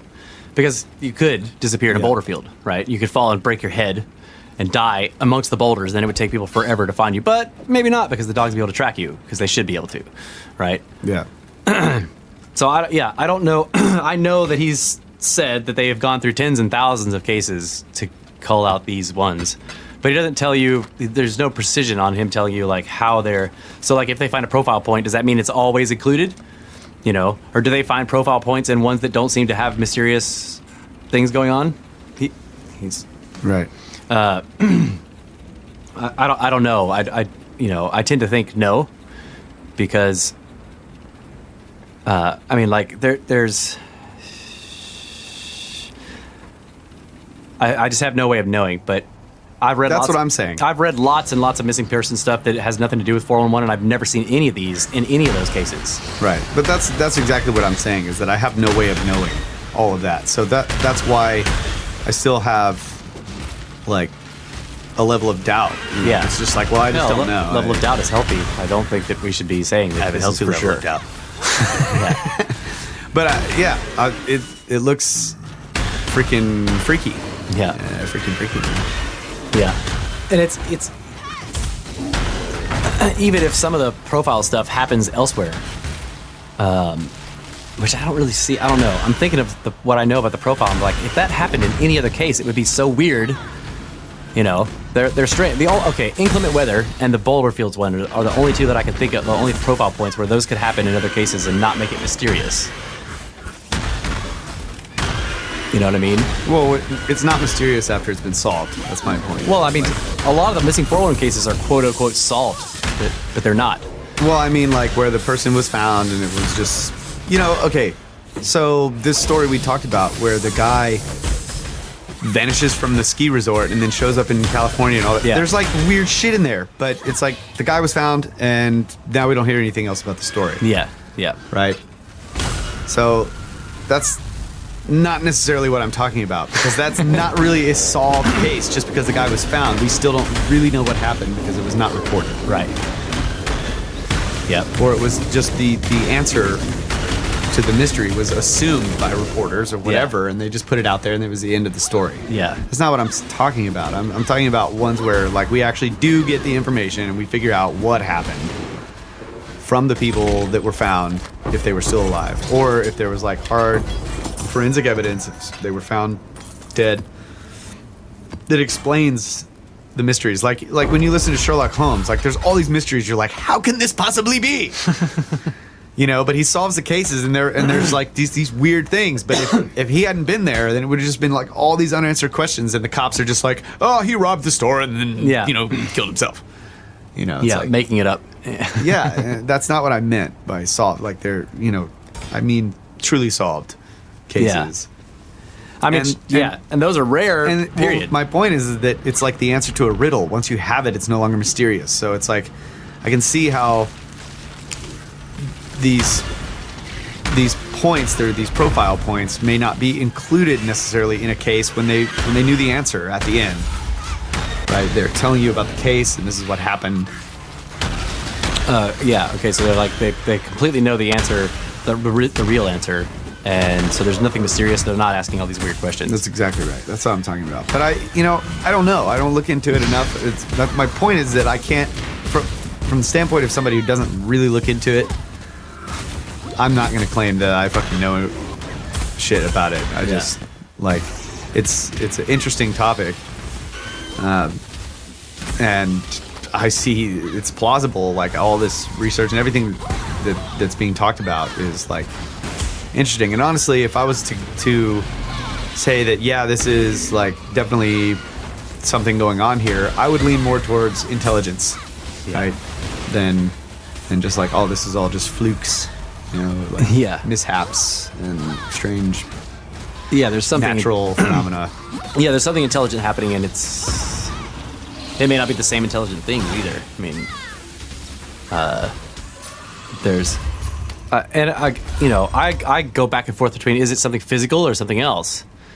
Like, is this because the Indians are calling it dark gods? There's they connect it with the spirit and stuff, and I'm just like, okay, so are we looking at like? And you mentioned this several times in the podcast. You were like, if it's not something supernatural, right? Which, if it is something supernatural, we're never going to solve it.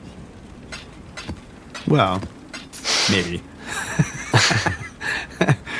I mean, supernatural is like kind of implies you can't, right?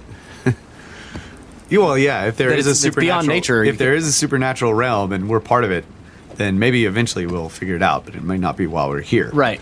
That's what I mean. Yeah. Like while we're in the natural realm, things that are supernatural. Yeah, we can't figure it out. Yeah, exactly.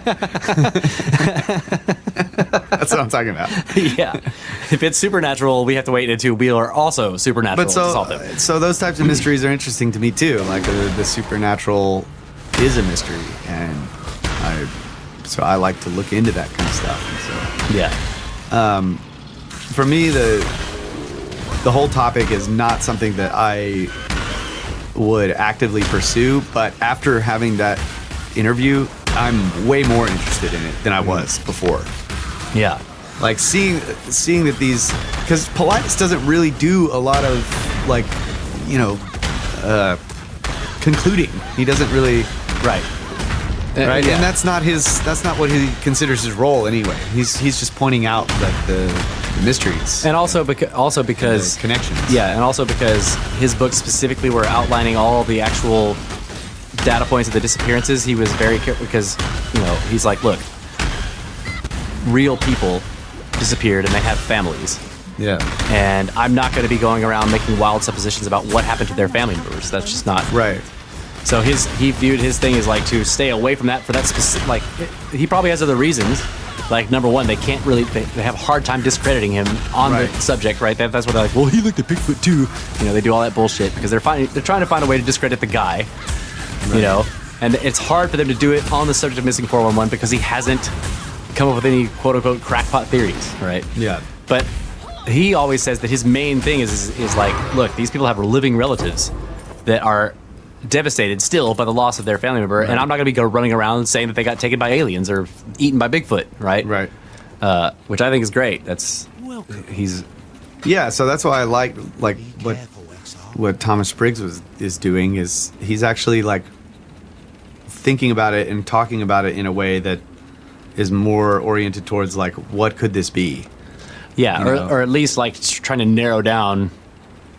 Like the fact that he found linear movements, like that tells you. That's what I'm saying. Yeah. It's moving it to a different dimension, basically, of like what's going on, which is why I think he ultimately arrived at the idea that this is like intelligent maliciousness, whatever. which is cool. And seeing that he, like, understanding those patterns that he pulled out of it, like, made me realize that there are larger patterns, and possibly larger, even more patterns to find. Yeah. Which is cool.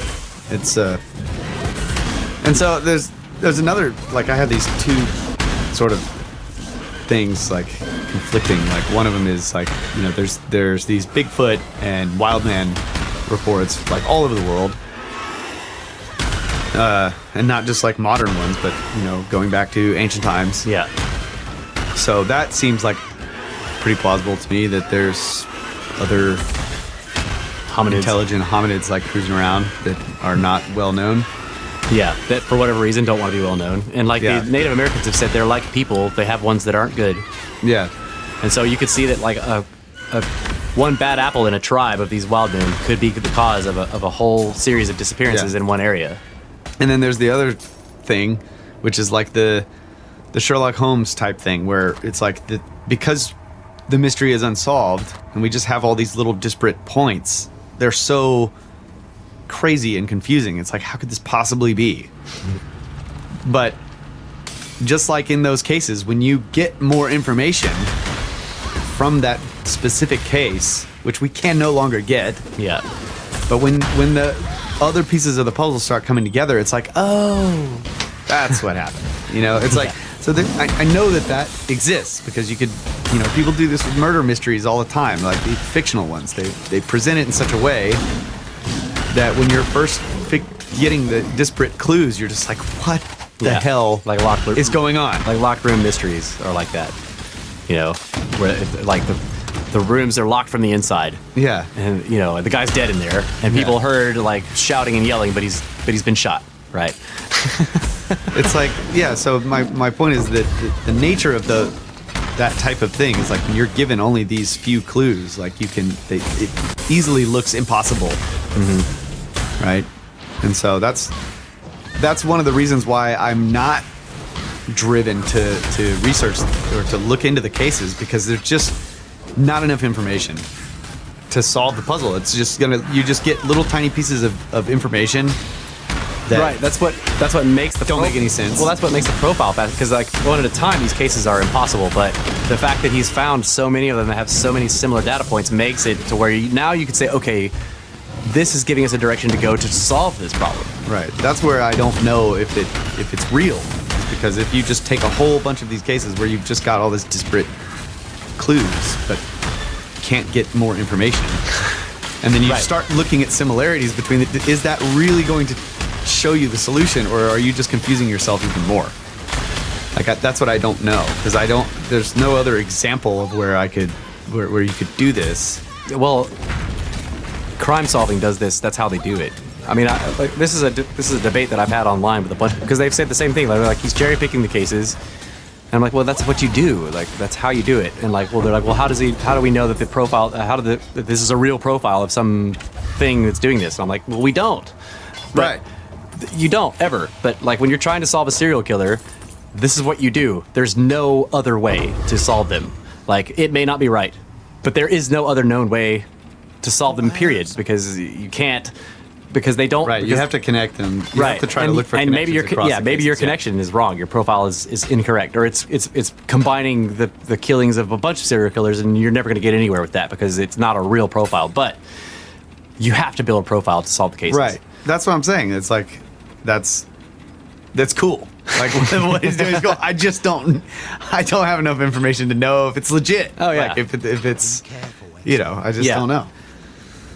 So I think that, I mean, all I would say is, like, yes, that's a given. Like, it's not, whether it's a real profile, we don't know. If it's one thing, a lot of people look at this and they're like, okay, there's something really going on here, but I don't think it's all one thing, you know? Yeah.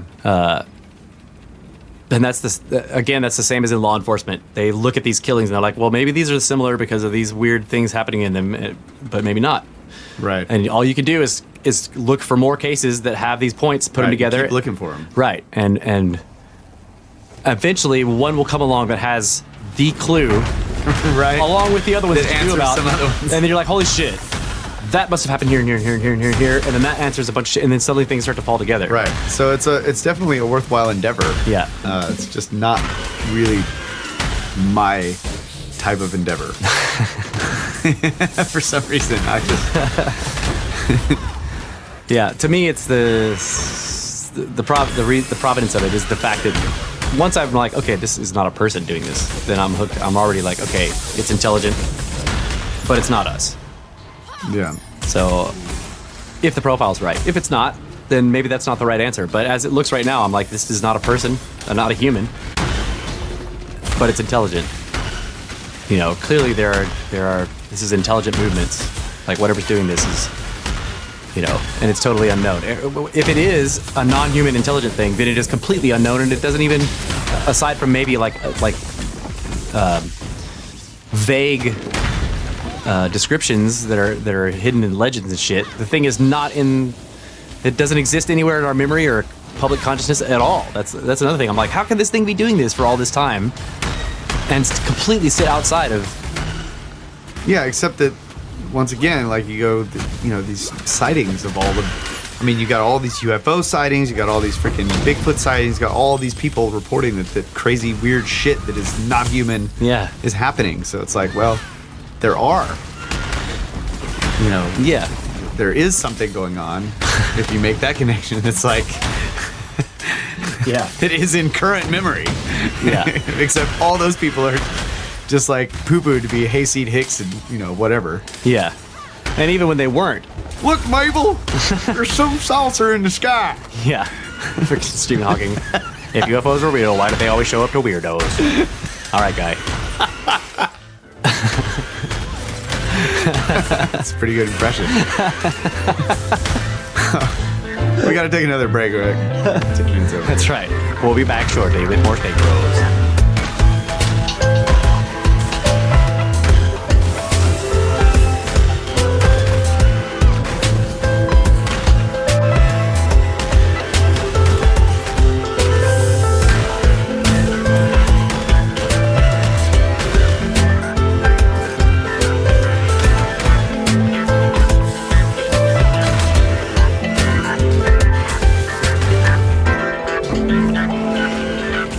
Welcome back. Final segment of the final hour, Brothers of the Serpent podcast. And that is language of the birds. Secret language. I just said pyramids and snakes. That's all they talk about. Birds. Anytime you hear birds, they're talking about pyramids and snakes. Pretty much. And hawks, maybe. So I was saying that we were talking about this the other night. We had two pretty big conversations about this. And you were making connections to music, right? Well, we were talking about music controlling emotions. Actually, no, it was I think you started talking about these numbers that don't seem to be definable, like pi relationship and all this kind of stuff. And I don't remember how it led into it, but we ended up talking about like how musical instruments are they're like a tool that is a sort of transducer between the physical and the non-physical. Yeah, so you guys were jamming out. Yeah. And I was listening to and it was really catchy. And I started thinking about the quote unquote perfect melody, right? Yeah. Were you going in a different direction with that? No, that's exactly okay. What, yeah. Yeah. That's what I was talking about. The idea of the perfect melody is that like we all have had the experience of like some melody gets stuck in your head and you can't get it out of your head. Even if you don't, even if it's annoying, it's in there and it's just going around and around and around. So there's this idea that maybe there is a melody that is so perfectly tuned to whatever particular, frequencies and frequency changes that are built into the human brain, that maybe you could get a melody in there that would never leave, that would drive you nuts, basically. I read a science fiction story about this where the guy came up with the perfect melody. He thought of it. because of the perfect melody. And then he's a catatonic because all he could do is hear that melody in his head going around and around after that, right? So that was kind of a dark story on the idea. But the concept, like, why do these melodies get stuck in our head? Because the frequency changes are in some way, either maybe they're not pleasing after it's been stuck in your head for days, but in some way it's attuned. And so they were jamming out, and I was thinking about that and thinking about how all of this has to do with frequency, period, and that there are aspects of the human body physically is feet, everywhere is feet, right? And this is this indefinable number like pi that seems to, that I've postulated before, may have its provenance in some other realm, right? That ours is interacting with or perpendicular to or whatever. Yeah. So like these particular frequencies that can be melodies that are really catchy, quote unquote. Why are they catchy? Because in some way they're attuned to us. Well, if we are in all these ways representative of these like numbers that are fundamental in the universe, could you also see this melody out in the universe? Like, in other words, like could you see movements in the universe of and those being representative of these same frequencies writ large? You know what I mean?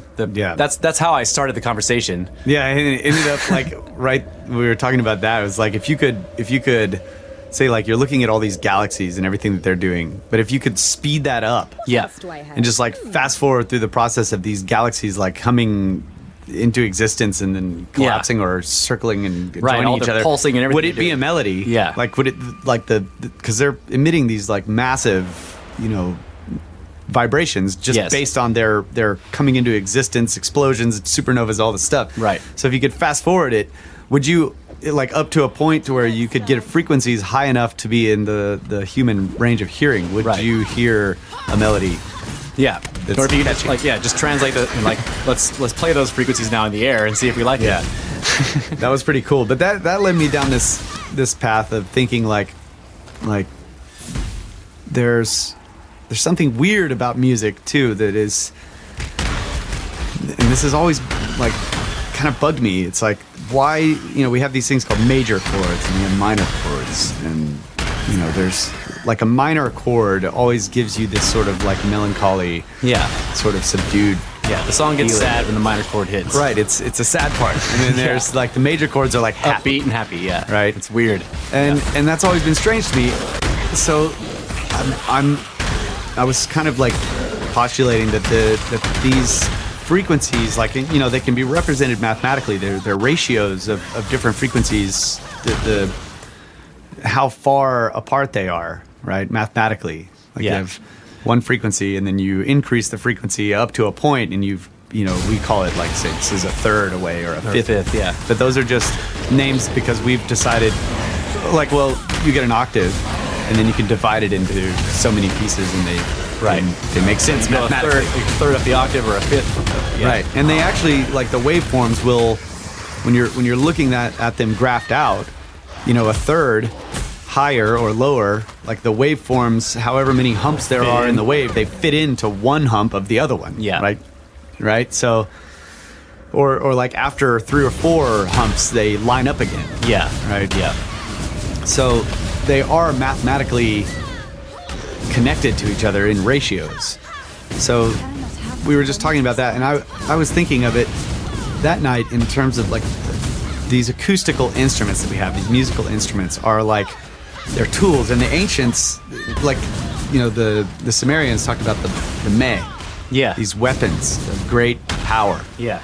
And some of the meh, when you look at like sort of the translations of these devices, like some of them are musical instruments. Yeah.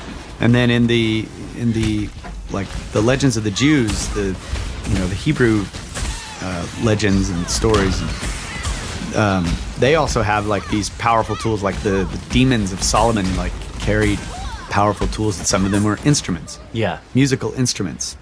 Yeah, and they use like ram horns to knock walls down. Right, exactly. So musical instruments are sort of used as these powerful tools over and over and over again in these ancient texts. Yeah. And we have them today, and it's just like well, you don't consider it a powerful tool, but it is such a powerful tool. Like really, when you think about it, because with a musical instrument, you could play something that organizes these frequencies of vibration in such a way that causes emotions to happen in other people. Yeah, it invokes emotion. Yeah. Right. And so kind of where you were going, where like with this perfect melody thing, I'm thinking like, well, people change over time. And so the perfect melody for a person changes over time. Perhaps. Yeah. That's kind of the way I look at it. But Yeah. But still, there is this base level where the minor is always sort of this same feeling. And like some people would describe it as sad, some people describe it as beautiful. It still has that same sort of... Right, but it's beautiful because it's sad. Right, they find... Yeah, sadness is beautiful. Yeah, they find beauty in sadness. Yeah. Okay, so... Melancholy is lovely. Right. Exactly. So I'm thinking about all of that, and like it's like this instrument is a tool that was developed that connects the other world, spirit realm, to the physical. It's like it's able to play with the spirit or the emotion, the non-measurable, the immeasurable, using measured physical stuff, right? So, but it's like what other thing can do that? So we can write poems and all this kind of stuff, but art. it's like art in general, right? Yeah. The paintings, you look at it, you're like, right. So I was analyzing this further. It's still music stands alone in this one respect. I think that it is the only direct use of the physical that can do this, right? Whereas you think about a picture requires light to bounce off, right? Like the picture is the light has to come from somewhere else to reflect off of it for you to get it. I see. A movie is the same thing. It's like they have to use this light bouncing off of stuff to collect into something, right? And then they record that. Whereas can you go just make a movie on the fly? Well, you would think, oh, it's a play, right? But in the same sense, like the play requires this ambient you can't do light. a play in the dark. You can't do a play in the dark. But you can play music in the dark. Right, but the music comes directly from that instrument that you can hold and play. Like one person can coordinate themselves and produce this thing by motion of their body without the use of any other external frequencies, right? Because like if you did a whole play in red light, like people would be like, whoa, this is, you'd have to use that light to sort of cast. That's why they use the different colors of lights to help cast it. So it's like you have to have this external thing. Whereas an instrument, a musical instrument, is the thing that you use, and it is the thing that broadcasts the... So I was trying to think of like, in terms of that, like, you couldn't just like project... I guess you could put a strobe light in front of somebody and cause them to have an epileptic seizure or whatever. And then they sue you. Right. But it's like you can't really give somebody some beautiful thing with just like shining lights in their eyes, right? You have to reflect the light off of some other thing. So then I started thinking, okay, well, what are the other senses, right? I know that smell is very powerful in terms of memory. Okay, so cooking, I didn't think about that. Like you could cook some stuff and like people, but that's or a perfume. Yeah, right? I would say that's. Well, I mean, creating a song, like they kind of look at perfume in terms of notes and stuff. Yeah, the chords. That's what they call the different. Right, but it's still not an instrument. Like you have to build that with like chemistry and all that kind of stuff, and it's like you have this completed work of art, right? Hello. Yeah, you remember that movie? Yeah, that was a weird movie. Oh man, it was badass though. Like, I was not expecting it. And I watched it, I'm like, holy shit. I can't remember what it was called. Yeah, we no longer have the Show Observer to look up the notes movie. It was like smell or scent or something like that. Yeah, it was about perfume. The guy knows. Yeah, knows. The best nose ever. Cologne. Is it cologne? I don't know. No, I don't think so. The guy, he became a serial killer because he was trying to make the best perfume ever. That's disgusting. And then he did. And then he got eaten. It was a great movie. But yeah, so I was thinking of like the only other thing I could think of that would be able to do the same thing, possibly, I don't really know, is kind of do the same thing, acoustical vibration. And that would be through the sense of touch. Yeah.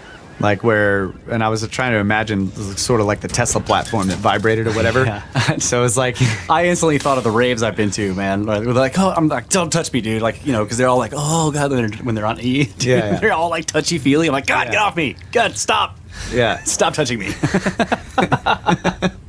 But that's what it was like ecstasy for them, They they go and they get in the crowds of people just to move through them because they're like, oh, yeah.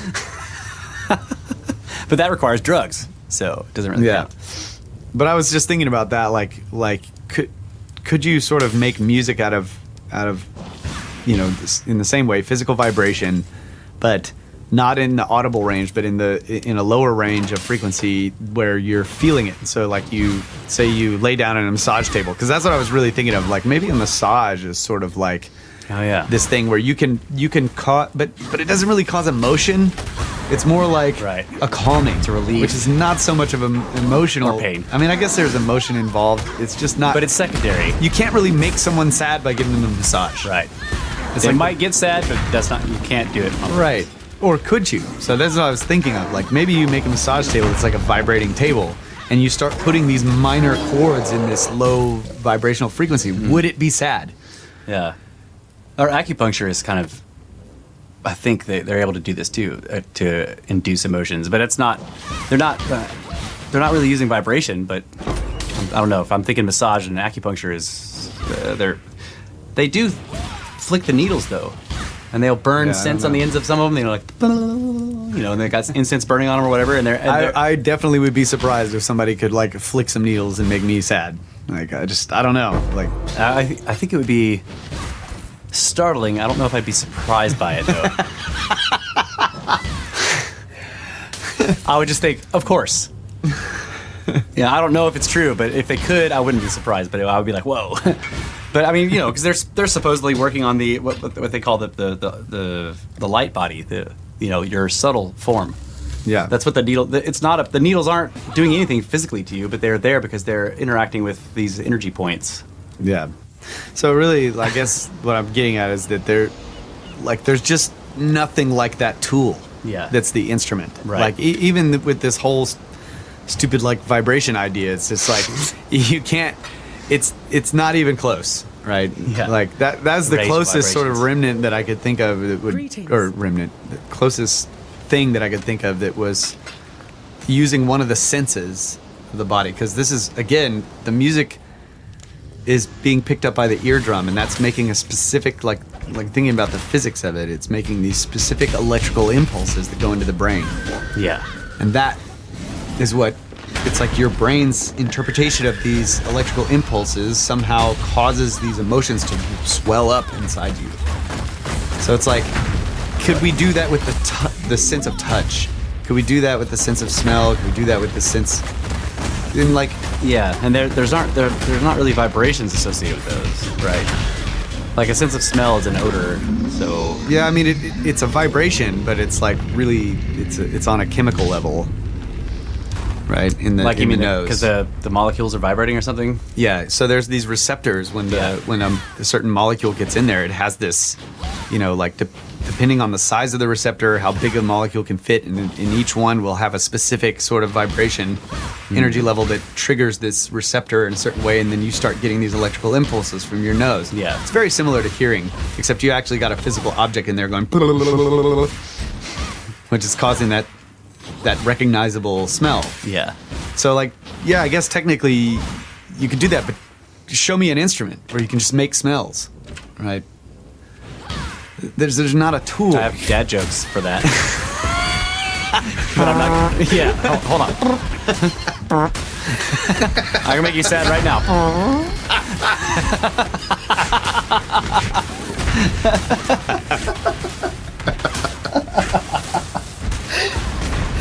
Okay, so there's one tool. There's one known instrument. All right, so somebody needs to invent an instrument that's just got all these different mixtures of methanes and different gases, and you're just like.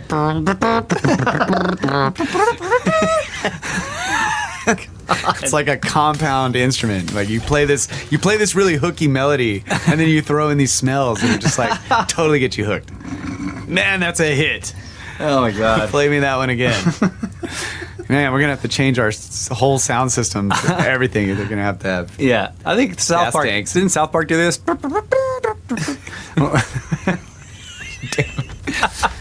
was it Uncle Fucker or something like that? That conversation just totally devolved. But Yeah, sorry about that. no, that's great. I love it.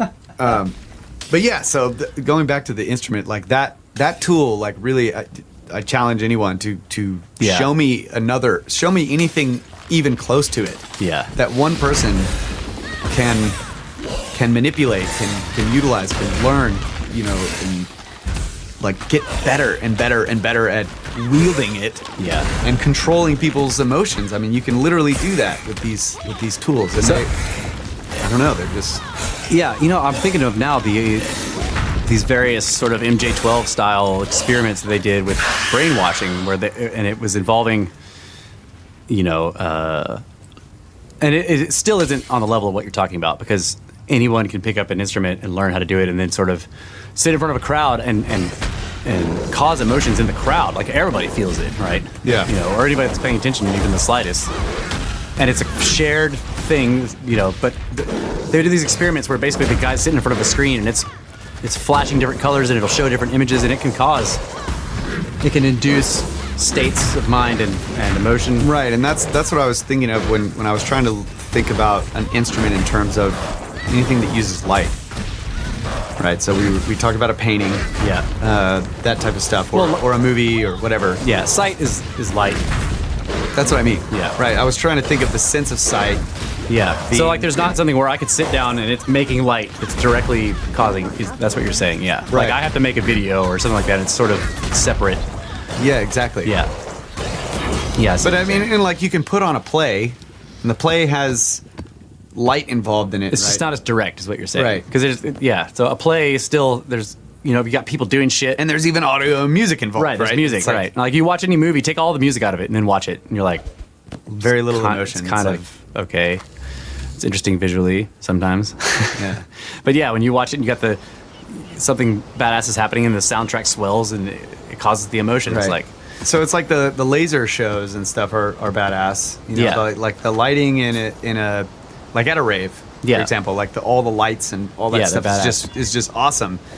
But it doesn't really no one would go to see that by itself. right. It doesn't really cause an emotional reaction. Like you're just like, oh, that's Yeah, fireworks are the only thing I can think of because we saw those fireworks the other night. There was no music, and I'm watching those fireworks. I'm like, holy fucking shit, this is badass. Yeah. Like, I take the sound away.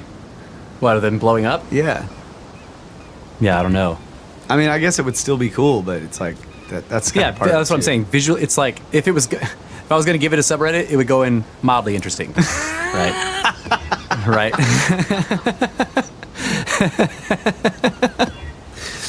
So I mean, okay, maybe we haven't explored all the possibilities, but why? Like, this goes back to the question of like this sort of interdimensional tool, this powerful freaking tool. Why does it cause these emotions? And it's like, it's pretty much the same across the board. Like, like on the base level, like these majors, these minors, which are very specific mathematical ratios. Yeah. Of frequencies combined together. And so when you were talking about the perfect melody, and then you had brought in at some point these numbers like the phi and pi, and how they're from this other realm, and we've talked about how our consciousnesses are probably non-local. Yeah. They're from this other realm, this realm of consciousness, this realm of what we call like spirit or whatever. Yeah. That those mathematical like connections between the ratios of these frequencies, which are not definable in many cases by whole numbers, right? Yeah. They somehow draw they draw these reactions from that other world. Yeah. You see what I'm saying? Like it's like they can go both ways. So as a composer, you feel an emotion in the beginning. You start out like feeling a certain way, and you can compose music that represents the feeling that you have. Yeah. And you don't even know. It's like, how am I doing this? Like, how am I somehow putting into physical being this non-physical thing that I'm just like, quote unquote, feeling? I don't even know if I can call it feeling it. It's like, yes, my body has a sensation when I'm sad. Right. There's chemical shit happening, but that's because I'm sad. Right, but that's because of this non-physical thing. But then I can take this tool that just manipulates frequencies, and I can recreate that emotion and even get more fucking like the more of the essence of that emotion than I even knew that I had before when I really do. And it just like brings it all out. You can explore the depths of it. Like it unlocks the, Yes. And so I could get it all out into the physical realm, and then I can observe it. And this is why I think too that like this is why composing music or even listening to music is therapeutic, because it's putting this non-physical thing in the physical world where you can just like observe it. And then you see what I'm saying? You can interact with it. You can interact with it. And as a composer, it's like every time I've ever had a problem, like an emotional problem or whatever, and it ultimately, like there's this drive that ultimately results in a song or something from it. It's like capitalizing on the misery. Yeah, problem solved. As soon as the song is done, problem solved. It's like, even if the problem's not solved, the emotional issues are. Yeah, and it's like I can just go on and think about it logically. Yeah, it's like, yeah, it's cathartic. It resolves the emotional turmoil. And so that's why I was saying that. And so, can you cause emotional turmoil with it? Dude. That's what I'm saying. Like because you can play this sad song and I'm like totally not sad, and then I listen to a sad song and I'm just like, damn. Yeah. Turn it off. Right. Or you play metal and turn everyone into Satanists. Yeah, exactly. It's like what I'm saying is it works both ways. You can go from an emotion to music, and then from music to an emotion. Yeah. So it is just like a transducer, except it is a transducer across dimensions, is what I'm saying. Yeah. Like, a microphone is a transducer because it can take the vibrational energy in the air and transduce it into electrical energy. Yeah. And it can do it back. Like if you run a signal high enough through a microphone, you'll hear it go, and then you'll blow your microphone. Right. It'll sound like a speaker until it blows. Right. But you can do it with a speaker. You can turn a speaker into a microphone. Transducers work both directions. They move the energy from one form to another, and from that one back if you want to. Yeah. So I feel like that's like interesting the acoustical instrument is a transducer of spirit to material. That's interesting because like a camera won't do that, even though a camera does transduce like light into like a video camera, right? It'll like the little CCD camera on there will turn the light into electrical signals, but I don't think you can do it the other way. I don't think. Like I don't where it's shining light out at you, which you can look at and see it. That's interesting. The photoreceptor? Yeah. So it's not really a transducer. I guess not, or maybe not all transducers are two-way. I don't know. It may be too complicated to be because there might go through too many steps. There's too many things too many things in between it and the signal of whatever because like a microphone doesn't need a circuit board. But so if you had a photoreceptor, like say old school style, whatever. They didn't use electrical. They didn't turn the light into an electrical signal, right? They recorded it onto film. Yeah, and the film was the receptor. It was not a transducer. It was a receiver, really, right? Yeah. Okay, I see what you mean. Because then you have to, it's not turning it directly into something else. It's just like it's recording it on the film. Right. But now we have these that will directly turn it into an electrical signal. It's like there's some material in the camera that is receiving the light. It turns it directly into an electronic signal. Like you take any of one of these cameras, you take it all the way apart, get the lens off of it and everything, and there's this little thing in there, and it's got a piece of glass in front of it, and behind the glass is some material like a solar panel thing or whatever that receives the light, that turns it directly into an electronic signal. That. You know what I mean? Take a solar panel. I would not be surprised. Can you run power through a solar panel and make it light up? Like that's what I mean. Like, You know what I mean? Like that the material of that panel is turning the sunlight directly into electricity. Will it do it the other direction? Maybe it does. It may just not be Like something if we you can see. if you electrify the panel, will it emit radiation. Yeah. Probably. It probably, and we just can't see it. It's not visible, but Right. you know what I mean? It'll So, heat up. but in the camera is collecting visible light. So if you ran an electrical impulse back the other direction, would visible light come out? Probably. I'm just gonna say that. It would probably burn out, but it would do it for Right. Yeah, you're probably right. I don't know one way or the other. I'm just asking. I'm like, I wonder if these would, and that you're probably right. They would do it for a very brief time before they burnt. Yeah, I could be wrong, but as bet far as you're I not. know, I don't know a transducer that doesn't go both ways. Okay. And find they one. may not be designed to go both ways, like a microphone. Yeah. Like you can't. Like if I ran a signal back through this microphone cable, It'd destroy the mic. it would destroy the mic probably before I'd hear anything audible. Yeah. Because the diaphragm is so small. Yeah. But that's not to say that it wouldn't vibrate before it wiped itself out. It would destroy itself because it would be trying to transduce in that Right. direction. Yeah. Yeah. But if I ran the same line level signal that's in this microphone cable into the microphone, I wouldn't even be able to hear it. Okay. It's But too it low. would be vibrating. It's just so tiny. It's okay. It's like- You couldn't hear it, but it's still there, detectable Right. by something. Yeah. But it still would be emitting sound. Right. In other words. Yeah.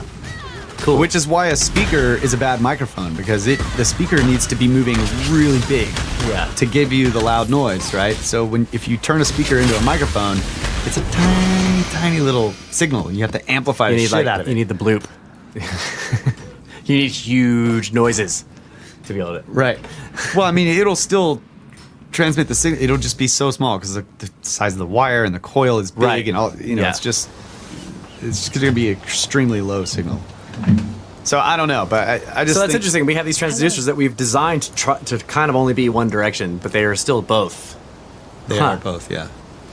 It's just that when you want it useful in the other direction, so like the microphone transduces the audio, the sound in the room, but it doesn't directly transduce it at an energy level that's useful Right. It to has us. to be amplified. We have to amplify it.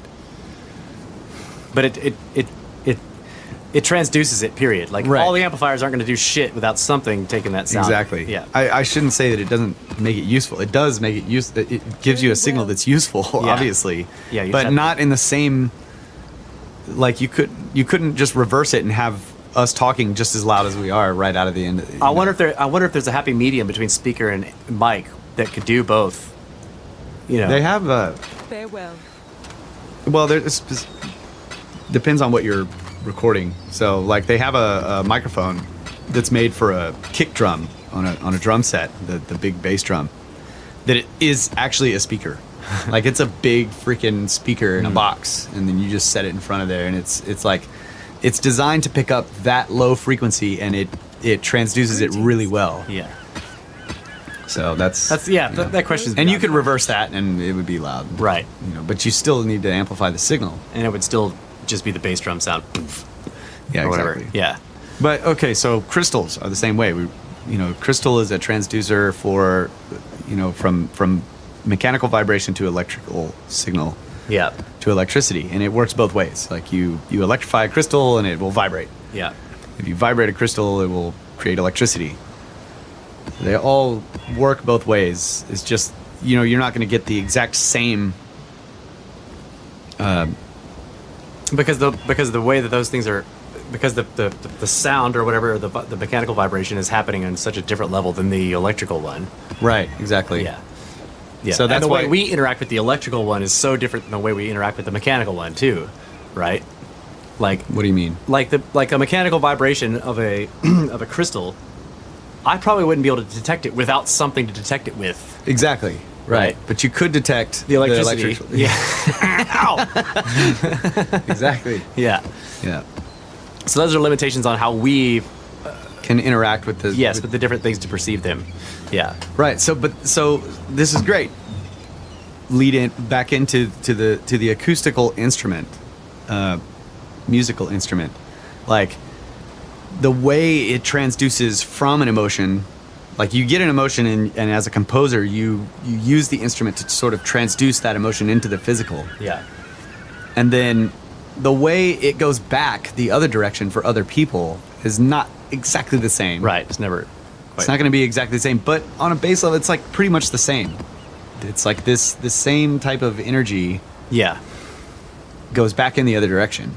Right. And they will like get, and if you're listening to it, a lot of people listen to music because of the composer or the person who wrote it. They're interested in those people. So they'll listen to the music to try to get what that guy's saying or that girl's saying. Yeah. Right? You can obviously detect what their emotions are, like, pretty quickly. Yeah, while writing, or the emotions for that song. Yeah, the emotions that made the song, right? Yeah. Even if it doesn't have vocals or whatever. Yeah, like you listen to Eminem, he's like, mad, mad, mad, mad, angry, mad. Mad and mad. He mad. But that's, a lot of that's vocal related, so. Yeah.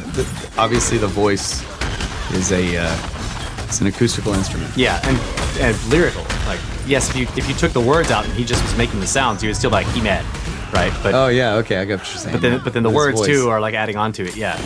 But you could tell he was mad, even if he was just making sounds without any words, Right. Because just his inflections or you'd be like, yeah, he's angry right there, and he's really mad right there, and right there he's laughing at somebody because he's mad, Yeah, so it's like in these ancient legends or whatever about these weapons, they were considered like very powerful tools, and some of them being instruments, and then like these stories about them bringing cities down.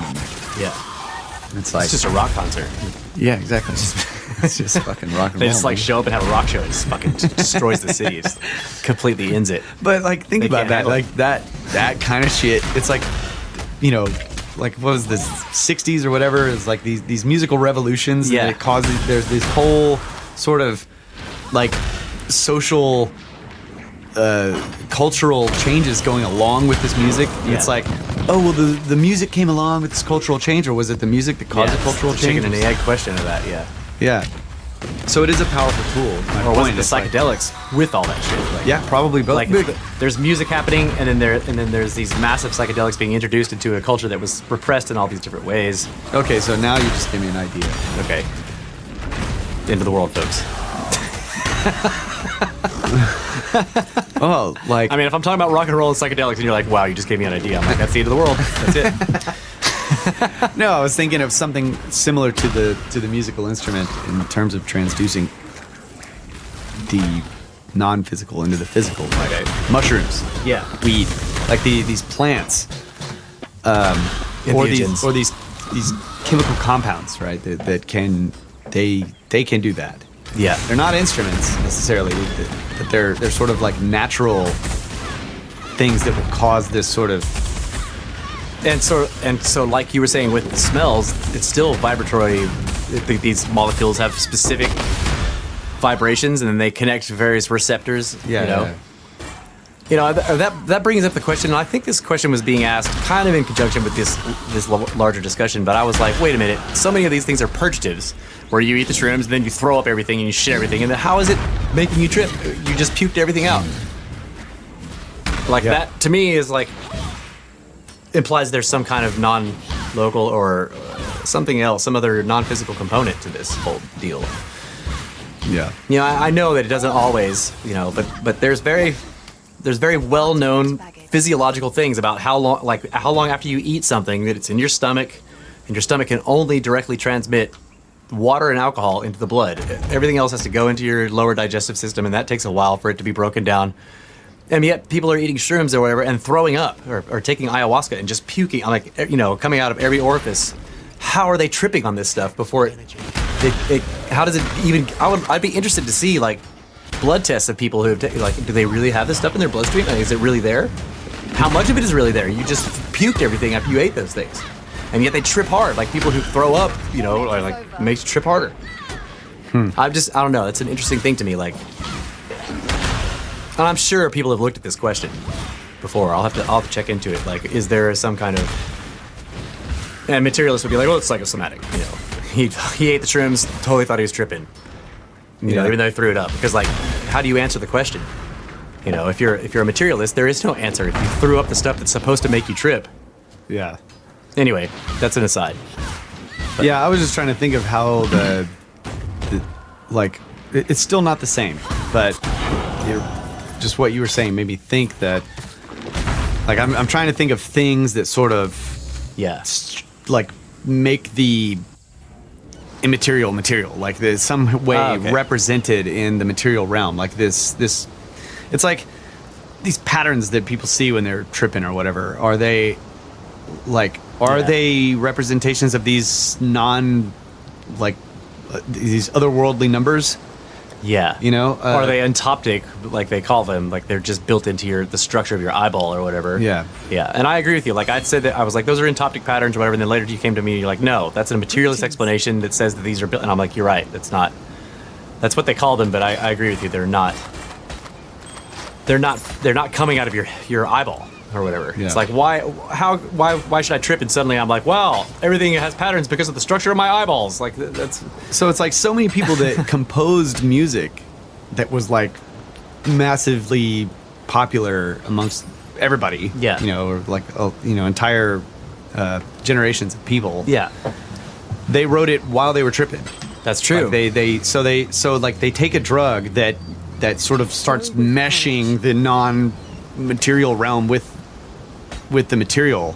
Yeah. And so they have this, like, you know, they describe these senses of higher awareness and, you know, spiritual awareness and all this kind of stuff. And then they compose music while in that state. And then that music becomes insanely popular. Right. Is that entoptic patterns? Because I don't think so, Scott. yeah, it's like they're doing something to their body that gives them a heightened awareness of the emotional world, of the spiritual world, and then they compose music.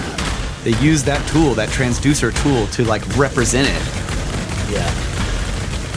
And then that becomes like, boom! It just changes the culture. Like the whole musical fucking thing comes in and just like, it goes. Yeah. It's okay. So like, in composing so often. I only know this really from writing, but like you're a conduit. It's like, am I really doing this? Like, am I sitting down and figuring all this out, or is it just flowing through me for some reason? And it's like, you know, so like, is that happening? Because there's all these ideas about what are these plants or various things that cause altered states. And I know with ayahuasca, at least, it's considered to be a spirit in and of itself. You know, they call it Mother Ayahuasca, and it's not the shroom or whatever, wherever they get the actual DMT from. It's the vine that ceases the blocking of your stomach. Yeah. The vine itself is the ayahuasca vine, and that is the one that's given the spiritual provenance of the brew itself, even though it has nothing to do with the DMT that supposedly causes all the tripping. Yeah. I find that fascinating. Like, why the vine? It's not making you trip. It's just stopping your stomach from blocking you from being able to trip. And yet, everyone who takes it meets Mother Ayahuasca. You know, like, well, it's a preconceived, you know, the shamans tell you, well, that's not always the case. You know? Yeah. And I don't know. I find that whole thing fascinating, like the commonality of entities in some of these, you know, if you look at, I know we're going way over here, but if you look at, I can't remember his name, the guy who was like the only researcher in the United States who was allowed to do research on DMT. What the hell is his name? Straussman? I think his name is Straussman. But he did these clinical studies, right? Not Terrence McKenna. That dude's badass, but it's Terrence McKenna was like a free thinker. Yeah. Associated with the spirit molecule guy. Yeah, the stoned ape theory came from. Oh yeah. No, this guy was a you know, he's like a medical. Yeah, I know who you're talking about. And he did the only like authorized, you know, all of it was proper, all the paperwork and everything like that. He was allowed to do these clinical studies of DMT where he basically had volunteers and he was giving them very specific measured injections directly into the bloodstream of pure DMT that was made by a lab. It was badass shit, right? You know, and he was giving them these incredibly tiny doses, and it was the whole point. He said was like, is there any clinical benefit to this? Right, and that's a legitimate study even in the medical field. You know, they're like, yeah, okay, so it's this massive hallucinogen, whatever that means, but is there a clinical benefit to people taking it? And of course, when he started giving it to people, he started to find that, like, how do these people that don't know each other have these? he gives it to them, and then they watch over them and everything. And then when they're done with the experience, they tell him stuff, and he's like getting these similar reports of meeting entities, Yeah. And these people that don't know each other are meeting it. Like one guy comes in and he does the test. He tells them the whole story about he met this entity that was like bright and had wings and everything, and told him all this stuff. And then a woman comes in the next day who doesn't know that guy, and she does the same test. And the entity meets her, the same winged bright entity, and is talking to her in reference to the guy who did the test yesterday. Like, oh, okay, you're back. Like the thing knows that these people are involved in the same test, and it's all actually talking to Straussman. And it's like. And this is kind of going far from your idea of transducing, but well, I mean, it's that's what I'm talking about. Is it like people do these hallucinogens and then they use the instrument while they're on it? Yeah. While they have this more direct connection, they use the instrument to transduce that information into. Yeah. It's like they're having a more direct connection with the spirit realm, or the, where these sort of emotions and feelings and that type of stuff come from, these non-physical things, and they're using the instrument to convert their more direct knowledge of it at the time. And apparently it works, because like, if they have somebody to record it, because you're not gonna remember it when you wake up the next day.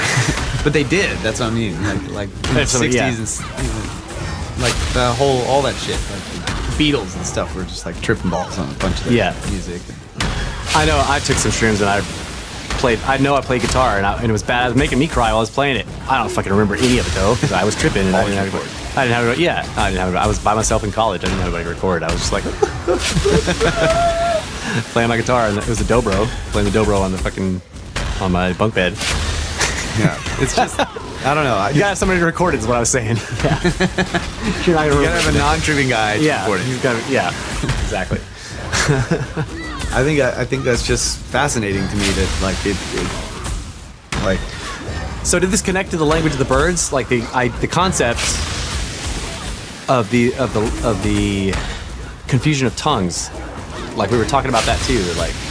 Yeah, I don't remember how we got to I remember you had some connection with the language of the birds, this whole thing, and I don't remember. I don't remember exactly what it was. Probably having something to do with. I think it was confusion of tongues. I don't remember. We'll have to figure that out.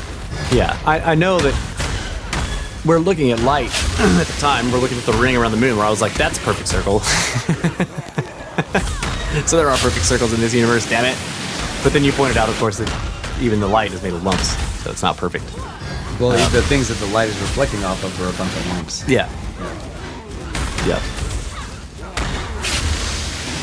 I don't remember how I don't know. Yeah, I was asking, we'll have to do the next podcast because we've gone way over here. But I think I was asking, like,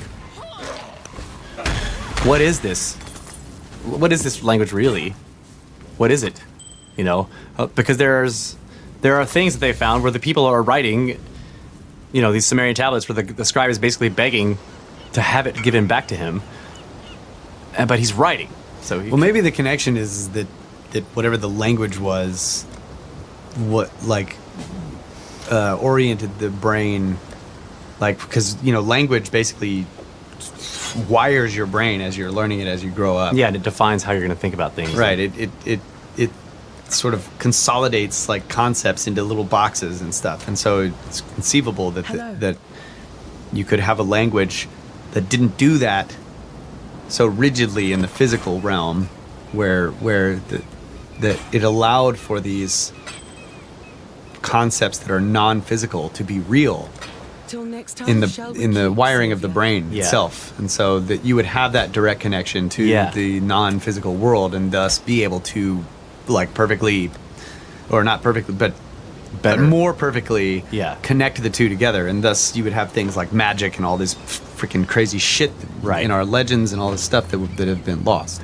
I remember what it was. You gave this. I was asking, how does this even happen? And you were like, okay, so let's say right now, how do you lose a language? We're like, we have the internet, and people are making memes, and then there's all these little, we have these emoticons and all this shit, and there's all these ways that people have found to communicate through this purely textual medium of the internet, right? It's where there aren't facial or body clues, there aren't inflections of voice clues. Yeah. So people are trying to communicate without, like, number one, easily, like where you get a You can concept. very, very complex concepts across with like a simple thing. Right. And so, like, memes have come about, like, where like there's a picture that everyone knows because they've seen it in all these different contexts, like the guy with the hat on backwards or whatever, and he's like, "Can I borrow everything?" Like that's a meme. That dude standing there in his his plaid hat that's on backwards, like that's used for so many different things, right? The Yo Dog picture is a Yo Dog, like that's another one, and do you see the picture and you instantly know what the idea already is going to be encompassed by? It's going to be in this realm of a way of phrasing something, right? And that it's going to be about this kind of subject. So you were saying that, like, we have all that, and let's say that develops more and more to the point where it's almost a language in of itself, and we can very quickly communicate vast concepts using a single image. Yeah. Which is in context and all that. Yeah. Right. Where like you show me an image and I get it exactly. Like it's got a few words on it and there's a picture, and because of that, there's no possibility of misunderstanding. Like I see that meme and I'm like, and I know exactly what the joke is, and there's no, like Egyptian hieroglyphs do this. They are complex visual acronyms that have been sort of consolidated. They look like condensed, they look like they have taken a long time to come together, even though there's no provenance. They just show up fully formed, But you were saying, so like we do that across this medium of the internet, and then there's a catastrophe and we lose the internet. But everybody globally has become like used to communicating in this way for so long, and they're like, fuck. Now we have to go back to like, like we have to go back to like face to face. Yeah, I was talking about it too in the context of like as technology gets better and better, and we all get chips implanted in our heads, and we're just like sharing all of this data with each other like instantaneously. Yeah, and you start to remove the necessity of the words in our normal language and all of that, and then suddenly that all fails. Right. Then you can see the confusion of tongues, like and that we could still have a language to plea in for it to come back, but that we don't have it, or and I'm trying to talk to somebody, and I'm like, what I'm thinking of is all these memes that I would show them in this emoticon, but I can't do that, so I have to do it in words, and it's not perfect. Right. Yeah, that was badass. That was a great analogy. And then if whatever catastrophe happens, like separates people, geographically, and so you have all these factions that deal with it in different ways. Yeah. And then they can, in very short time, no longer communicate amongst each other once they finally are reconnected 1,000 years later or whatever. And that's another mystery, too, that we should talk about sometime, is why do languages diverge? Yeah. Like everything else doesn't. Like, But I think that these two subjects are connected in the sense that, like, the music is a language. We've talked about this before, and that it is a language that connects, that communicates things on a deeper level that we don't have words for. Yeah. Right? But perhaps there is a spoken language that can do that. We just don't have that anymore. Right. So it's like music seems like magical, or it does things to you that just like talking to people. Yeah, okay, that's right. You were saying, like, so maybe if we think of like humans from the beginning, like the automatic sort of whatever language that they would develop because they were, they were the first. Right. It would have all the words that we need, but then they developed these other things and maybe some technological way of communicating, like we were talking about with the internet. So those original like paleo words like faded away. They're gone, lost. But they're like the real. They initially started with the natural connection to the entire universe and everything and how it worked, and their language was based on that, purely on exact like the universe itself. Yeah, and how and their physiological everything. Like in the way it naturally is, it developed. And because they were like that, they became more and more advanced, and they probably developed more, like mechanical or whatever other ways, technological ways of communicating. And then that gets lost after it's been around long enough for them to have lost large pieces of the original language.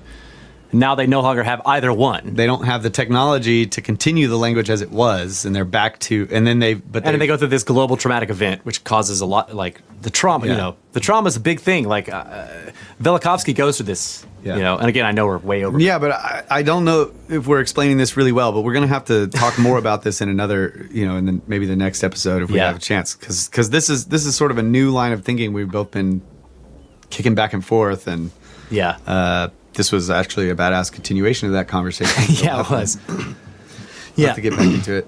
Yep. But I think that's about it for this week, folks. You guys got an extra Man, half we were an almost hour. at 333 minutes. I'm just kidding. Shit. Yep. So that's it. Thank you guys very much for listening. You can get a hold of us at brothersoftheserpent@gmail.com or blogspot.com. Not at in that one. And you can comment there. You can give us some reviews on iTunes, on Stitcher, on TuneIn, on anything else, anywhere else you care to go, except for Google, because Google's badass. And I think that's going to be about it. Stealing my meta snake data. Right. Thank you guys very much. Get back to work at Nabu right now.